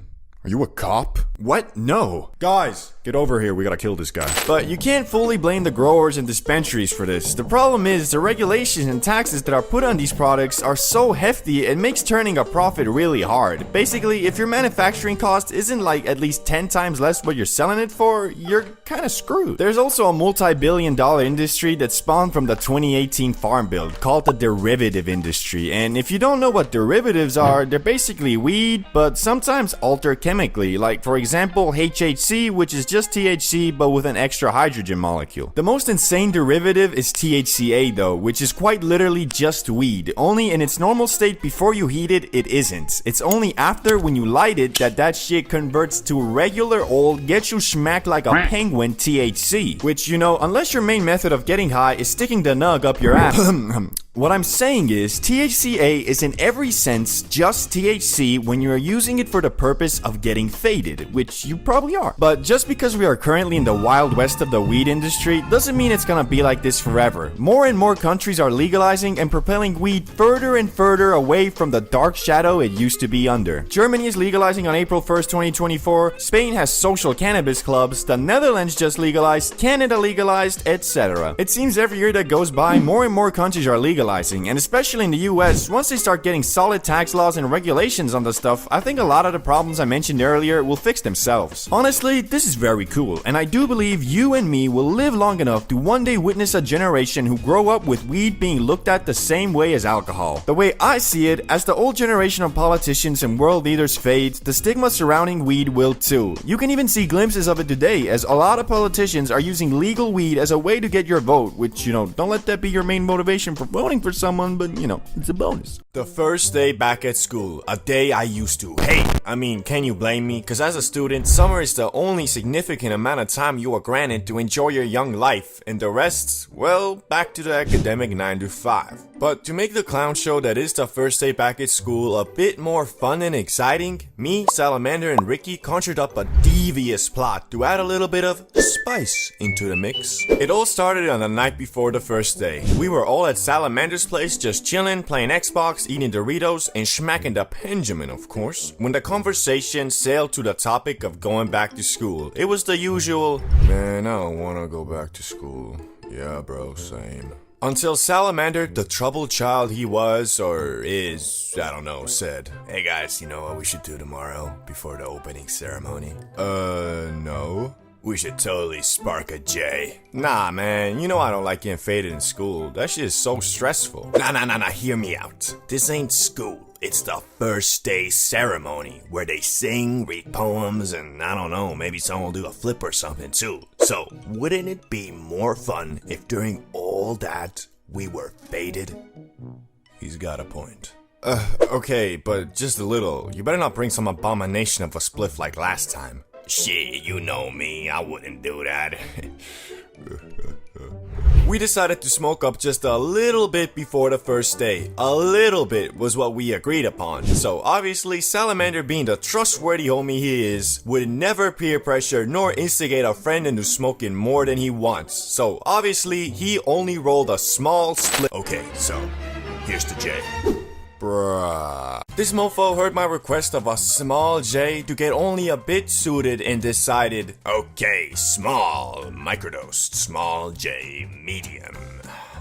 Nah, fuck it, fat. 10,000 BC, a group of cavemen in the Oki Islands of Japan needed some warmth and wanted to start a fire when they discovered a funny looking green plant, and either out of curiosity or desperation took it and inadvertently created history's first ever hotbox. Yet this early grass was not that loud that people be smoking today, because as we know, over the years the za has been scientifically and artificially cultivated to be much more concentrated in the high it gives. So although it is funny to think about a group of cavemen purposely starting a fire in a small shelter for the sole purpose of getting faded in a hoe, it is unlikely that it actually ever happened. Yet aside from this iffy recreational stint in Japan, hemp was first commonly used in the lands that are modern day Mongolia and China for more practical uses like eating it. Which, after saying that, you might be imagining something like this. Yo, what's up? How you doing? Had any fun with those new seeds I gave you? Yo, nah, I actually came here to give him back. Last night I was looking at the moon and I swear that motherfucker was looking right back at me. But alas, this probably wasn't the reality because the THC levels in this early cultivated Zaza were just really low, but soon the Chinese would discover that the holy plant's fibers were also great for making stuff too, like clothes, paper, and bowstrings. Which turns out hemp fibers were superior to the bamboo ones used by rivaling factions, allowing the Chinese to shoot their arrows much further. So basically, back in the day, if you were having a long distance bow battle and were losing, you might have screamed out, "We need to get closer! These motherfuckers have weed!" Anyway, it wasn't long after when mofos realized that the loud wasn't only good for making stuff, it was also great for treating physical maladies. And after a couple thousand years, Emperor Shen Nung, known as the father of Chinese medicine, included the magic plant in his medical encyclopedia under the name Ma. Which, that sounds oddly similar to Za, doesn't it? I'm guessing every couple thousand years the first letter changes or something. But now, let's explore the question we're all asking. When exactly did mofos start ripping that shit to get faded? Well, one of the earliest counts is about 2,500 years ago, when researchers discovered 10 mini barbecues in a cemetery near modern-day Tajikistan that had residue of burnt cannabis with a much higher concentration of THC than normal, probably meaning it was selectively bred to get you, well, lit. Although this was one of the first counts of people purposely inhaling the broccoli to get high, it was most likely used as part of a ritual to invoke an altered state of mind so you could communicate with spirits. Which shit, dog, I wanna know what these dudes were smoking, cause I ain't never heard of no grass that gets you to the spirit realm. This might have low-key been the last kush Snoop Dogg smoked, cause once you get so high you start communicating with your dead gran-gran, that's when you really might be like, Okay, I think it's about time I stop smoking this shit. Since cannabis for one reason or another proved to be quite the useful plant, people started trading it around the world as soon as it was domesticated. Which the only people who didn't really fuck with the Zaza were Europeans who preferred getting hammered instead, which is low-key reflected in modern times too, especially in the northern countries where once you turn 18 you can drink as much poison as you want, but if you want to blaze, well, you might be looking at a little bit of jail time, my boy. But now let's quickly go over the uses of cannabis throughout different cultures so we can move on to the modern age, starting with Hindus. They made something called Bang, an edible cannabis paste that had medicinal properties but also got you high. This could be added to a variety of foods and drinks, which this Bang was the preferred food of the Hindu god Shiva, making him in my eyes the god of edibles. Disclaimer, that was a joke. Islam. Here the za was called hashish and was introduced about 1,000 years ago, which hashish wasn't strictly forbidden in the Quran at first, so a lot of Muslims ate it for its medicinal and relaxation properties. But later, Egypt basically banned it, and also the Quran was revisited by many and reinterpreted to include hashish to be banned just like alcohol. The Vikings. These dudes basically used the za to make rope, sailcloth, and other things, but also for its medicinal properties, mostly to relieve pain, and to date there's no hard evidence that they consumed it for its recreational use, but you know. Maybe they should have, because they were quite the horrendous savages and murderers, so it might have made them think a little bit about peace and love. But what about America, England, and the actual global world powers? How did they react to weed? Well, again, like the Chinese, Europeans and Americans at first prominently used the magic green plant in the 16th to 18th century for more practical things like making sailcloth and rope, which the plant itself grew much larger in the New World soil, and combined with the practicality of it, everything started being hemp-derived. Clothes, paper, well, basically anything that required fibers. But the question still remains, when did mofos start smoking that shit to get blasted on the regular? Cause although at some point you, your neighbor, your grandma, your boss, and even George Washington were out here growing weed, wasn't nobody out here rolling them up.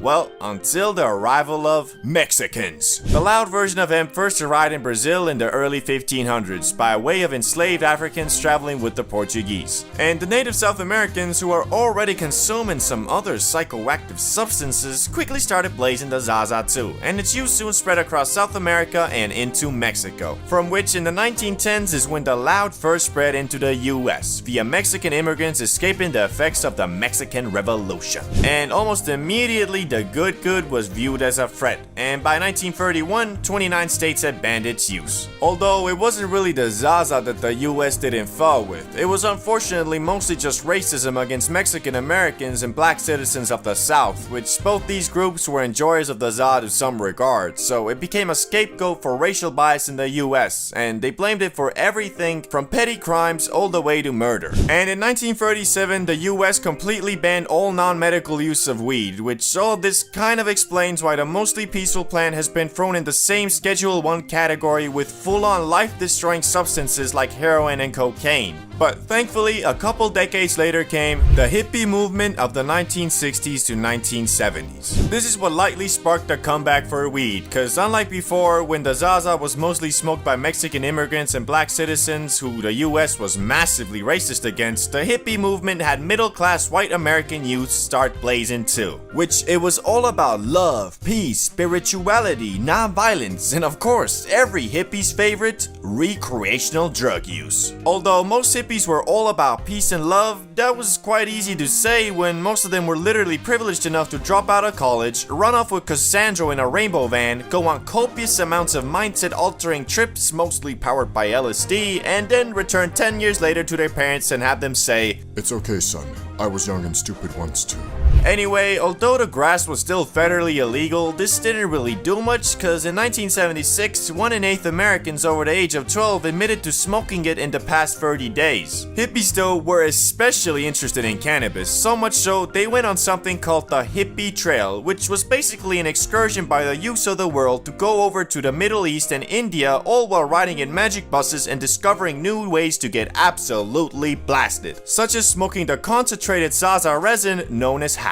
But acquiring the Zaza would soon get much harder, because you see, most of it came from Mexico, so in 1969 the US started patrolling the border, and in 1975 they got even more aggressive and started spraying herbicide on Mexican wheat plants. And so good old supply and demand made grass prices skyrocket, which a lot of people started then growing the plant themselves in mini greenhouses, closets, bathtubs, storage units, basements, wherever they could. But then in 1982, Mr. Smarty Pants Ronald Reagan took it even a step further by encouraging the streamlined arrest of anyone in possession of an illegal substance, which was really dumb because most of the focus was on pot, all while crack, meth, and heroin were all still being transported and consumed on a regular basis. Even worse, this enforcement seemed to be racially motivated because despite plenty of traffickers and consumers being white, the majority of arrests were Latino and black youths, all while this bizarre over-focus on cannabis allowed the growing opioid epidemic to go unchecked. But thankfully, the US is slowly learning from their mistakes, where today 24 states have legalized the recreational use of marijuana. On top of that, the increased level of research on it has also found multiple medical use cases and can be prescribed to you by special doctors if seen fit. And although the Zaza is still federally illegal and a Schedule 1 drug, the overall perception of it has changed for the better, including in December 2022 when President Biden signed a bill to make it easier for researchers to obtain plants for their studies, which will hopefully accelerate the learning of positive and negative side effects of consuming the Za even further. But all that aside, the overall vibe towards the loud has gotten a lot more accepting, and these days more and more people view the smoking of the grass not as you being a junkie, but the same way as having a couple beers with the homies on a Friday night and watching some WWE. Blinkers. I don't know about you, but when I meet a new person and he or she says that he enjoys getting high, I instantly think to myself,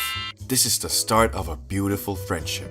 Although that can't be the case, it's not always, cause even though the excitement of finding a fellow Za enthusiast is great in a world where some mofos still think it's worse than things like alcohol, sleeping pills, all nicotine, and other shit that you can straight up buy from a supermarket, in reality, when you really think about it, it's kinda dumb, cause if it was anything else, would you feel the same? Like, if you were at a club and someone said they like drinking, you wouldn't think, oh my god, this guy this guy gets it. Unless, you know, you're an alcoholic, I guess. But anyway, today I made a great list of people I've encountered who smoke the Zaza, but I wouldn't personally enjoy hanging out with. Starting with a well-known one, the dude who makes the grass his whole personality. Nah, bruh, I can't stand dudes like this. Like, don't get me wrong, I love a bit of Zaza as much as the next guy, but bro, there's so many other things to talk about and do. The problem with these types of people is that I feel like they've missed the whole point of it all. Cause in my opinion, it's not all about how high you were, it's more about where you were high. Damn, that's deep.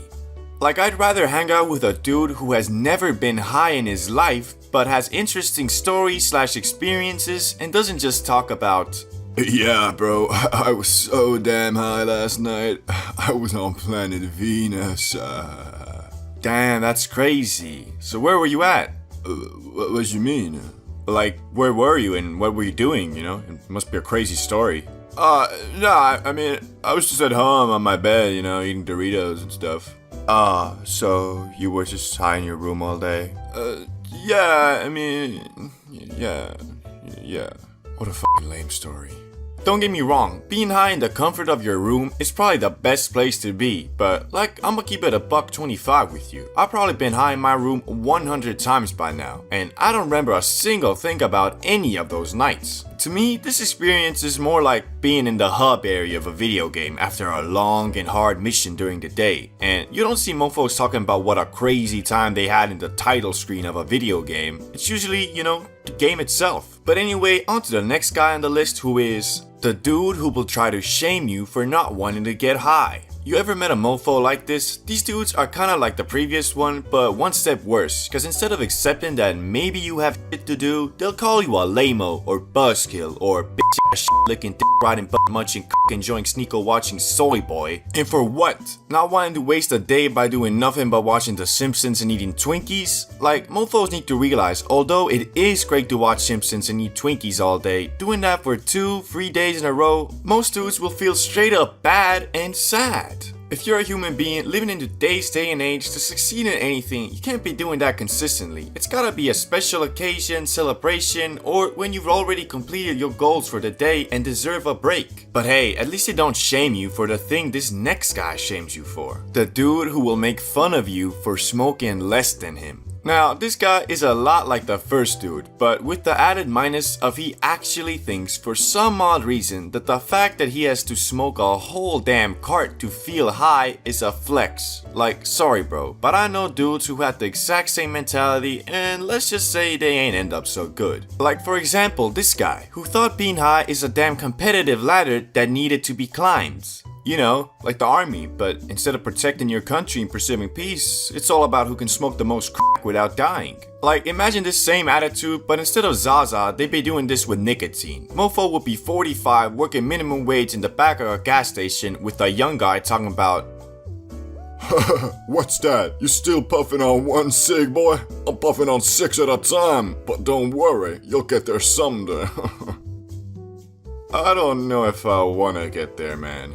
Okay, that's never happened, but I'm just trying to show you how ridiculous this is. And P.S., there's a lot more to life than getting high, and I'm definitely not out here being faded 24/7, cause if I was, you'd probably be seeing one video every 2 months. It's all about finding the balance and having the right reasons for inhaling the za. The 5 levels of being high. Now, I bet you've seen a couple videos on this topic, maybe even mine, but since almost a year has passed and my knowledge and understanding of the Magic Rain plan has grown tremendously, I thought it's about time to make the ultimate, definitive, most precise levels of high tier list on planet Earth. And to make it even more fun, for every level, I'ma be getting more high to give an accurate representation of what the level feels and sounds like. So let's get it started with Level 1. Microdosed. This is the level where you don't really feel anything per se, but you can tell something is different. You have a slight mood boost and your body might feel a bit more elevated. So like if your legs were sore, they're probably even more sore now, but if you're lying on your bed, well, its comfortability is probably up about by 10 to 15%. Nothing crazy, but it is noticeable. This, however, isn't enough to give you the giggles, so that Amy Schumer comedy special will still leave you wondering if my vagina is actually comedy or just poorly done done slapstick humor. And since I'm currently at this level, I can tell you it also has no negative side effects, so I can still do everything without worrying if I'm too high. Anyway, let's move on to the first exciting level, and that is level 2. I'm feeling it. So you're feeling it, eh? Well, me too. This is the level where that Amy Schumer special might actually forcefully steal a giggle or two from you, but not because it's actually funny, it's more like you're laughing at her rather than with her. Anyway, since you're now feeling it, you also might be feeling that movie a bit more, or that video game. Shit, you might be feeling your own jokes a bit more. Got you laughing at your own thoughts, fool. This is also the optimal high if you still got stuff to do. Well, to be honest, if you got stuff to do, probably better to not be high, but at this level, it's still definitely doable, just a bit more difficult. Another way to look at it is, this is the high the workers at Subway are usually on, although I have seen mofos way beyond this there too, but for the most part, this is optimal cause the loud hasn't got you moving slow-mo quite yet. As for me, I'm still able to read this script and pronounce my words just fine, so you probably can't even tell I'm high right now. But now it's time to get to the first level where a mofo can feel too high if he's not experienced. Level 3.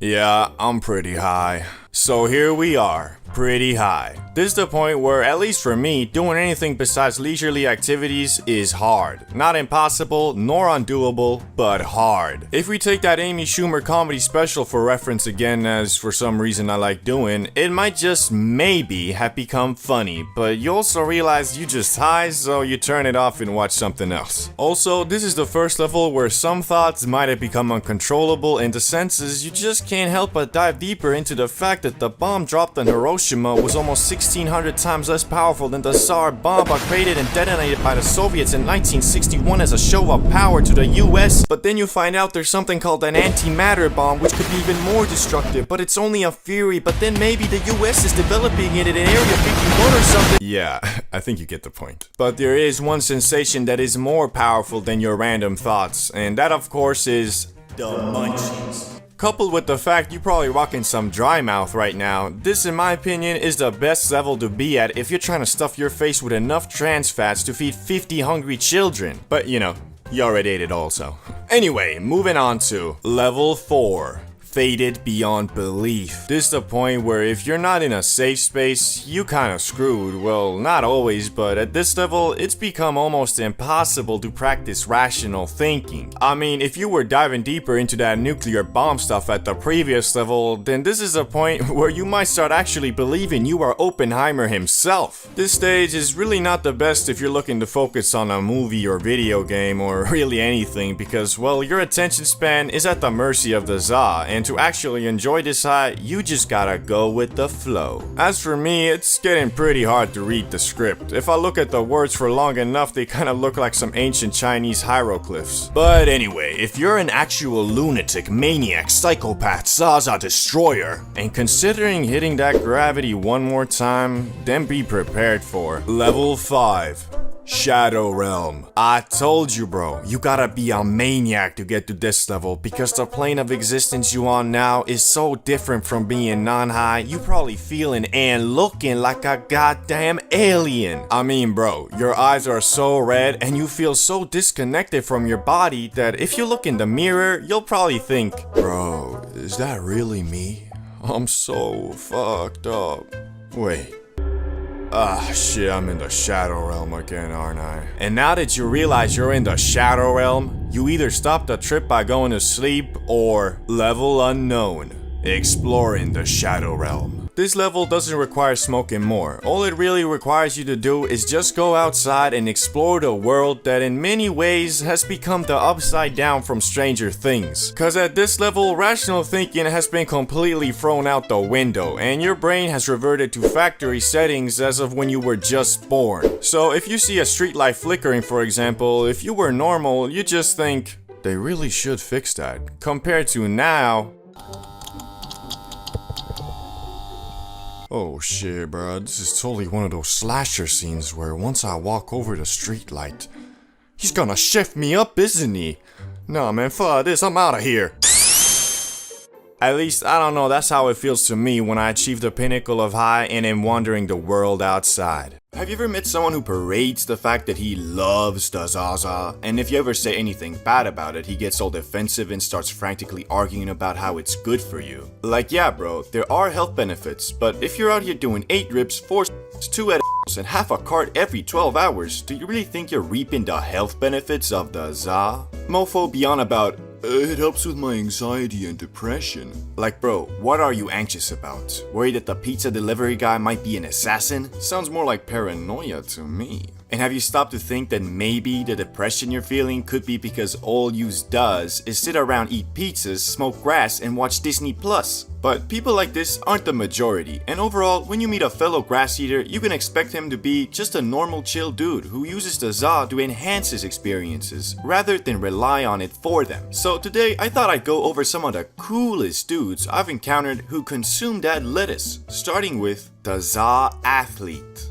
This is the guy who's always in the gym grinding to become the ultimate specimen of human movement. The thing that's great about this dude is that although he loves the grass, which is generally considered a lazy substance, he doesn't let that stereotype stop him from enjoying it. Although many of his athlete friends might hold it against him, calling him a crackhead, he knows that it's all about moderation and using the Za to enhance his recovery and free time experiences. But the best part about a dude like this is that you know he is a solid guy, that you don't have to worry about leading you down a bad road, cause he is always mindful of where the breaking point between just having a fun time with the homies and hey bros, wanna do some is. So if you're friends with this guy, you can be damn sure he won't ever peer pressure you into doing something stupid. In fact, he'll probably be the one who will try to talk you out of something like that. Plus, you know, depending on the athlete, he might make the NBA, so best to stay on his good side if you ever wanna blaze up in a LA mansion with Wiz Khalifa and Drake and shit. But on to the next dude on the list, the High Gamer. I'm not sure how you guys feel about video games, but I've always seen the genre as the highest form of at-home entertainment there is.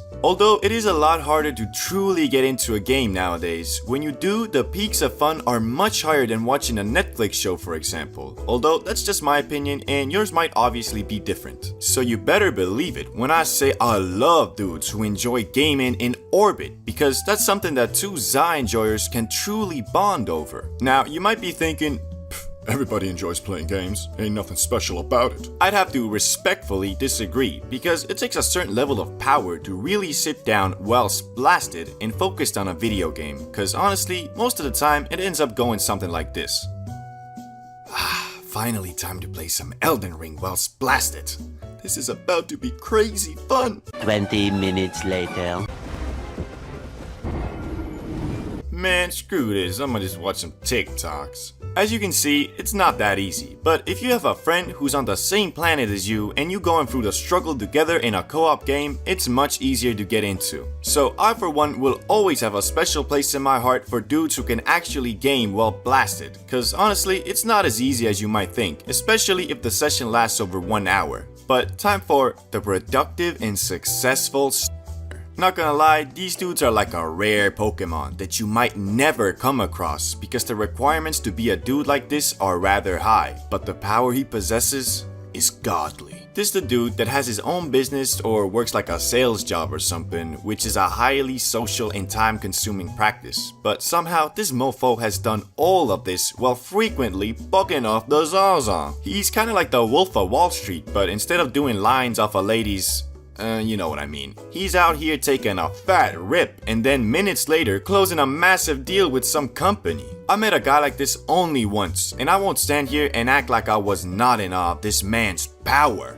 We were all just chilling, faded AF, when this guy got a phone call, and not just any phone call, it was some company he was trying to make a client for the company he worked for. And me being me, all I could think of was, oh shit, dude must be freaking out being that faded, having to deal with something like that. But no, bro calmly told us he'll be back in like 10 minutes, went to the other room and closed the deal, or at least that's what it seemed like. I swear, some people just have a godlike stress tolerance, cause man, I can be out here faded and get a call from my mom to pick up some groceries, and that shit will have me stressing out if it wasn't in my initial plan. I guess what I'm trying to say is, for 95% of people, if you high every day, you're gonna get lazy and content with your position in life. But there are people who can manage to pull off this lifestyle and still be successful, and god damn do I respect that. Although I'd imagine that if they weren't high all the time, they'd be even more successful. But hey, what do I know? Anyway, next guy on the list is the artsy dude. Now, this guy isn't exactly what you're thinking. And yes, I know you're imagining this painter who's always on about, bruh, you just gotta go with the flow. Let yourself be free and you'll find peace. Sorry, but what the fuck does that even mean? Although these guys can be cool, their gimmick gets old pretty quick. The dude I like is more of just a Chad who has a highly functioning imagination. Cause with a guy like this, you always have something to talk about, and they come up with some of the most interesting things. Plus, they're usually not just some hippie dude who enjoys saying shit that makes no sense and expects everybody to think he's deep cause he saw a quote on TikTok and it really resonated with him. He's more of the dude who'll say some Master Oogway quote and explain how that funny meme actually says something deep about life, but then ended with, I don't actually know, I might just be too high. And I love that, cause sometimes a mofo is just too high and sees a deeper meaning in something that doesn't have one. But hey, that's just a theory, a high theory. Everybody's first time doing edibles is always the same. First you eat them, then you wait for like 25 minutes, then you confidently proclaim, "These edibles ain't shit." And then for the next couple hours, you just drift away further and further into that. The government are reptiles, the ocean is fake, the earth is a cube, and I must slay the Ender Dragon tonight. In my case, my first edibles really weren't shit, cause we accidentally might have forgotten them in the oven and burnt that THC into CO2, but we didn't let that discourage us from trying again the next day. So me and my brother, still fueled by the disappointment of yesterday, wake up at 9 AM and start plotting our next move. We only have 1 gram left, so if this fails, we're pretty much screwed. One thing you might not know about making edibles is if you're throwing straight grass in the oven like we did, then be prepared for the whole house to smell like Snoop Dogg's living room. So we had to carefully time our cooking so that when our parents got home, the house wouldn't smell like the plug's car, if you know what I mean. And this time, we did everything right, and after an hour of feeling like the stoner versions of Gordon Ramsay, we held the finished product in our hands. But before we devoured the THC cookies, we decided to go to Grandma's place, because she lived in the countryside and it was a beautiful day, so we thought it would be nice and chill there. Also, Grandma always is strapped way up with the candy, the cakes, the chicken, the steak. She got all the munch a man could ask for. So we're driving 20 minutes away and decide to eat them Eddies, so that by the time we're there, it should start kicking. Yet, when we arrive, we still feel nothing. We say hi to Grandma and sit down in the living room. Bro, maybe we messed them up again. Nah, I don't think so. We did everything by the recipe this time. Yeah, let's wait a little more. It's been 40 minutes though. Should be feeling something at least. Yeah, I feel you. Well, anyway, I'm gonna go take a shit. So I hop in the bathroom to empty my system real quick, and I suddenly feel it. Then I hear some music coming from the living room and get intrigued. I finish my business with the toilet and go to the living room to find my brother jamming it out to some old ass radio playing some Elvis Presley or something. I wanna call him a dumbass, but I can't, cause my body starts moving by itself. This music is peak, there is nothing better. Until the next old song comes on, and it slaps harder than Chris Brown in 2009. I'm obviously talking about his music in 2009, not the incident with Rihanna. At some point, we had enough of the old-timey radio, so we turned it off and sat down on the couch to discuss our next move. So, how high are you? Yeah, I'm high. Yeah, me too. Real question is, do we take the second cookie? Now, we had baked 4 edibles total, so we had 2 left. We didn't plan on eating them that day though, because from what we had heard, edibles are supposed to hit their max in like 3 hours after consumption, so obviously I answered, I think we should, bro, for science. We took the second cookies out of their folium wrapping and ate them with some milk. Then we decided to go swimming, cause shit, why not I guess. As we're walking to the pond, I suddenly think to myself, am I cold? And then it hits. I start shivering and feeling like a warm pizza roll in the freezer. I'm not supposed to be here. I can't go on, I say. I'm too cold. My brother looks at me with disappointment in his eyes like, so that's all you can take? A teensy-pinsy little edible and you get scared of the cold, eh? Now, keep in mind, this was when I was 18 and I wasn't quite the 420 god I am today, so I had this thing where if I got really high and it wasn't walk around in your boxers type of warm, I'd start overthinking that I'm cold and then I'd actually start feeling cold. But I said to myself, no, I won't let these edibles control me. And I decided to push through the unwavering cold and fight my inner demons at the little pond over there. So we pull up to the pond and it's time to go swimming. And it wasn't that bad actually. The water was pretty warm and once I got used to it, I stopped shivering. So pretty much the edibles had cured my crippling fear of the cold. We start walking back to the house and so far I thought I was suited to the max. But then the second eddy kicks. And bro, this was the high I had read about but never believed in. It was psychedelic. My vision was crazy, like everything was 30 FPS and I could see an after image of my hand when I moved it. So at this point, there was no way I was doing anything else, so we went upstairs to our room and just started doing the randomest stuff, like inspecting objects, looking at the ceiling, munching. But the one thing I did that I don't recommend doing at this stage was looking in the damn mirror.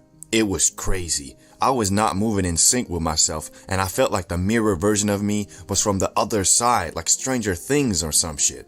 After like 30 minutes of doing things, we got really tired. Just standing up and functioning had become an immeasurably difficult task. So even though it was only 9 PM, we decided to call it a day. But I couldn't sleep. These two monster cookies got me overthinking everything. Laying on the bed, eyes wide open like, bro, what if that really was the Stranger Things version of me? What if he's waiting for me to fall asleep? I don't want to go to the shitty other side. I know any plugs there. Where am I gonna get my weed?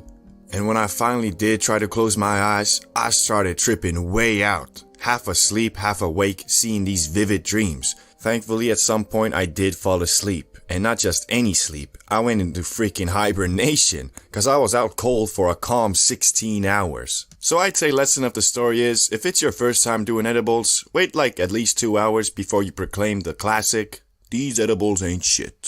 I think everyone here has thought about going to an amusement park high, because it just seems like the perfect mix of thrills and exploration. But what was holding me back from going for a long time was that I was scared of there being some sweaty employee who would call the SWAT team on me or something for having too much fun. Thankfully, I went on a trip to the Netherlands with my brother this summer, and you know your boy wouldn't let the golden opportunity of getting suited at an amusement park without any paranoia fly by. So we went and man, it did not disappoint.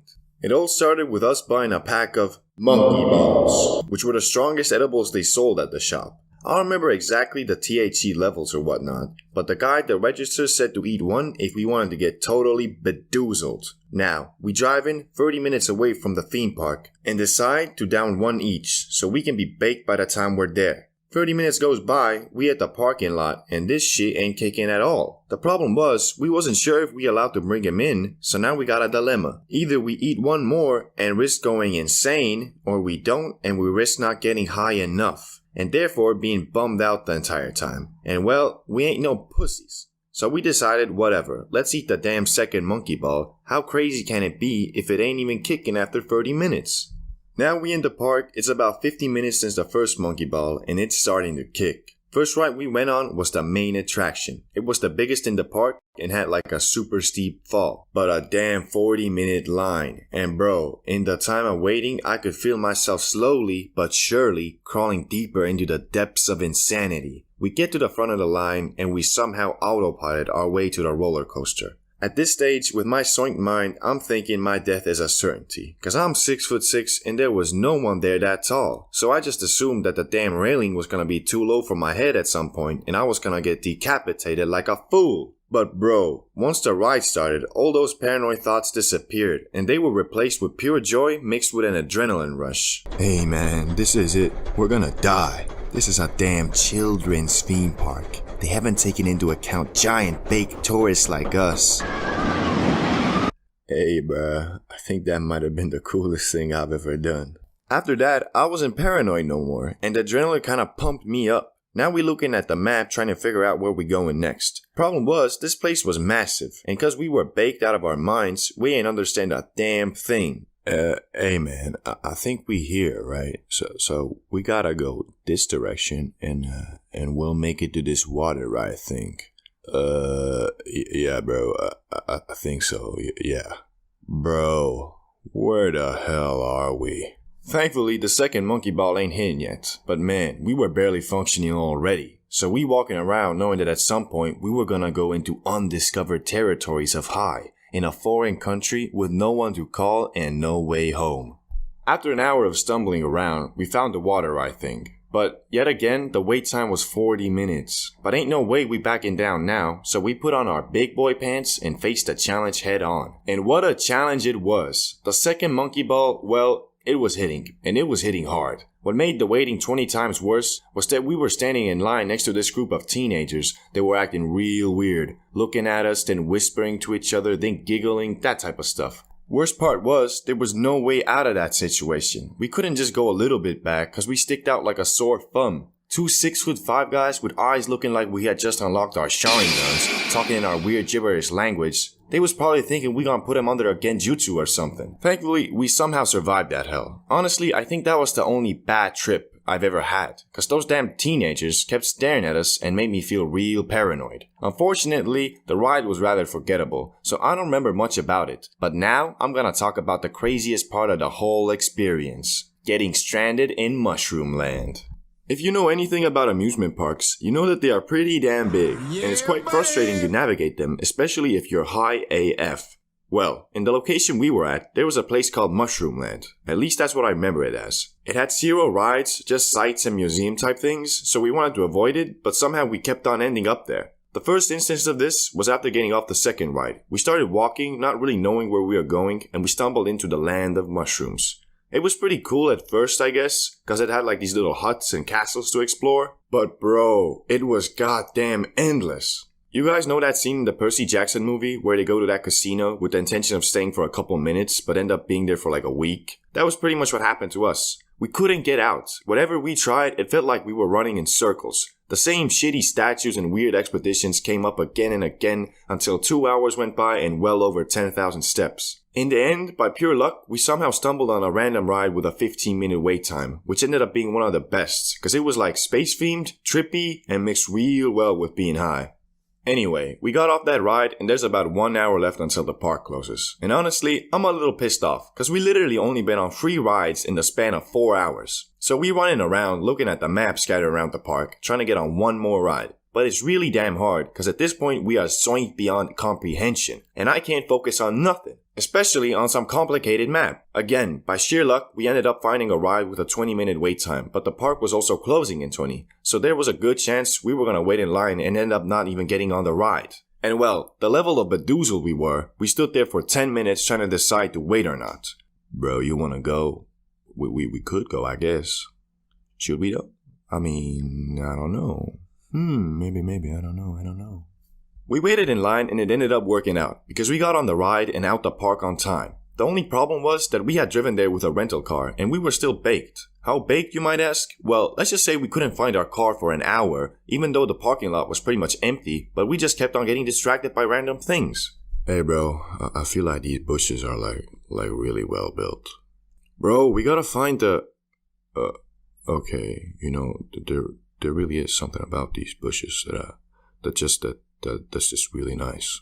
Anyway, once we found the car, we kind of understood that there's no way we're driving back. So we ended up sleeping in the car, and not gonna lie, I slept like a damn baby in that brand spanking new Peugeot. Types of people you should never blaze with. If you've ever smoked with friends, you know being high with others can be a great time, and in a lot of ways much more fun than being high alone. But it can also be awful and cause anxiety if you're with the wrong group. So today we're gonna go over types of people you should never smoke up with, starting with the oversmoker. The oversmoker is someone who wants to hit that Benjamin way too much. Now don't get me wrong, I got nothing against a good old limit breaker sesh, but if you're the oversmoker, you never actually doing that. Cause your tolerance is so high, even if you grabbed a beehive-sized chunk of wax and dabbed the whole thing, you still stand there like, phew, I I think I feel something. Another reason I really don't like blazing with these dudes is because you can't ever really dive into a topic and enjoy the high. Because every 10 minutes you hear that, Hey, let's do another hit. like, what you mean, dog? We just did 3 hits in 30 minutes. I'm halfway fused with the couch, and your homie is in the corner explaining how the government controls us with tap water. We don't need another hit, bro. One positive this guy has, I guess, though, is he is always equipped with a ridiculous amount of za. Dudes must get his shit from the same guy Gordon Ramsay was hitting up, because it's always some damn exotic. Even so, their vibe ain't really one I fuck with, so if you're this guy, I'ma respectfully advise you to maybe consider taking a tea break or some, cause their diff is a point where it's too much. Unlike the next guy, who doesn't even need any side to be annoying, and he is Mr. Paranoid.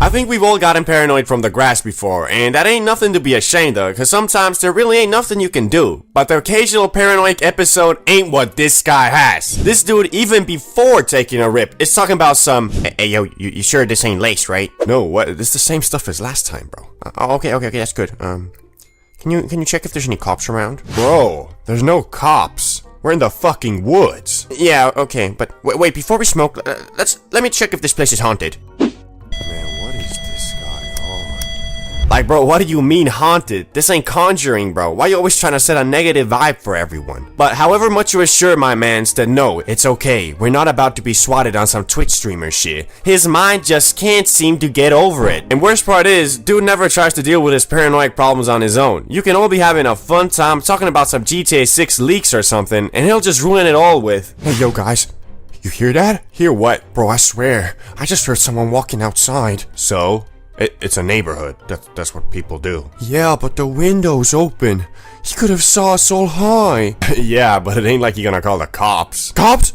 There's cops? What? No. Chill, man. There's no cops. Nah, bro. I think I'm greening out. I need some fresh air or something.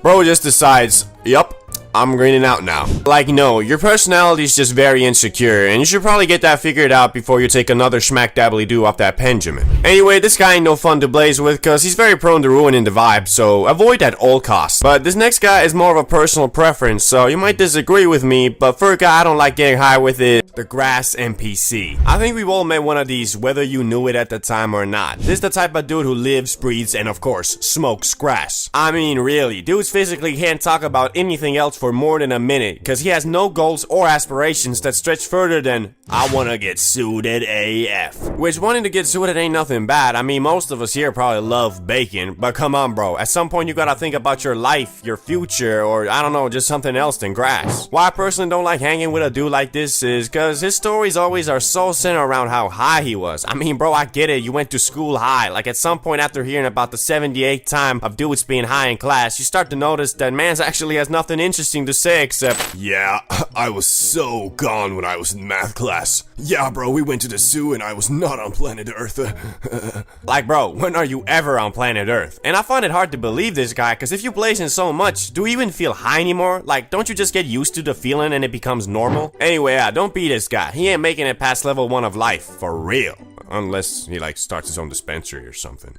Then it could work out very nicely, actually. But the next type of dude on the list is the guy that wants to be taken way too serious. I don't know if you guys ever talked to someone like this, but I have a couple times, and it's annoying AF. You know how when you blaze, you tend to go on rants and halfway lose your train of thought and then just end up saying, ah shit, I don't know what I'm talking about. And everyone laughs and moves on? Well, this dude is incapable of doing that. Instead, he holds the conversation hostage with his ramblings about inflation, Biden, Oprah, and James Cameron. And if you start trying to move on and talk about something else, dude sits there not listening and then 3 minutes later hits everyone with the, okay, so basically what I was trying to explain earlier was, like, bro, we already moved on and we're all freaking baked. No one even remembers their last sentence. How you gonna start expanding on your thoughts from ages ago like the MCU or something? Worst part is, however much you try to politely show him to stop ranting, he never gets the signs and just keeps doing it. Best thing you can do is just not invite him to the sesh, and you don't have to feel like a dick about it either, cause I'm 100% sure he understands the signs, but just ignores them cause he thinks his thoughts are more important than whatever the group wants to talk about. But the next dude on the list has a bit of a different problem, and he is Mr. I'm bored, I wanna do something. Oh snap, the guy who is somehow always bored and wants to do something. Now don't get me wrong, I love high adventures and I'm always down to go on one, but only if there's actually something cool in mind. Yeah, this is something this dude and me don't have in common, cause this mofo just spams the sentence,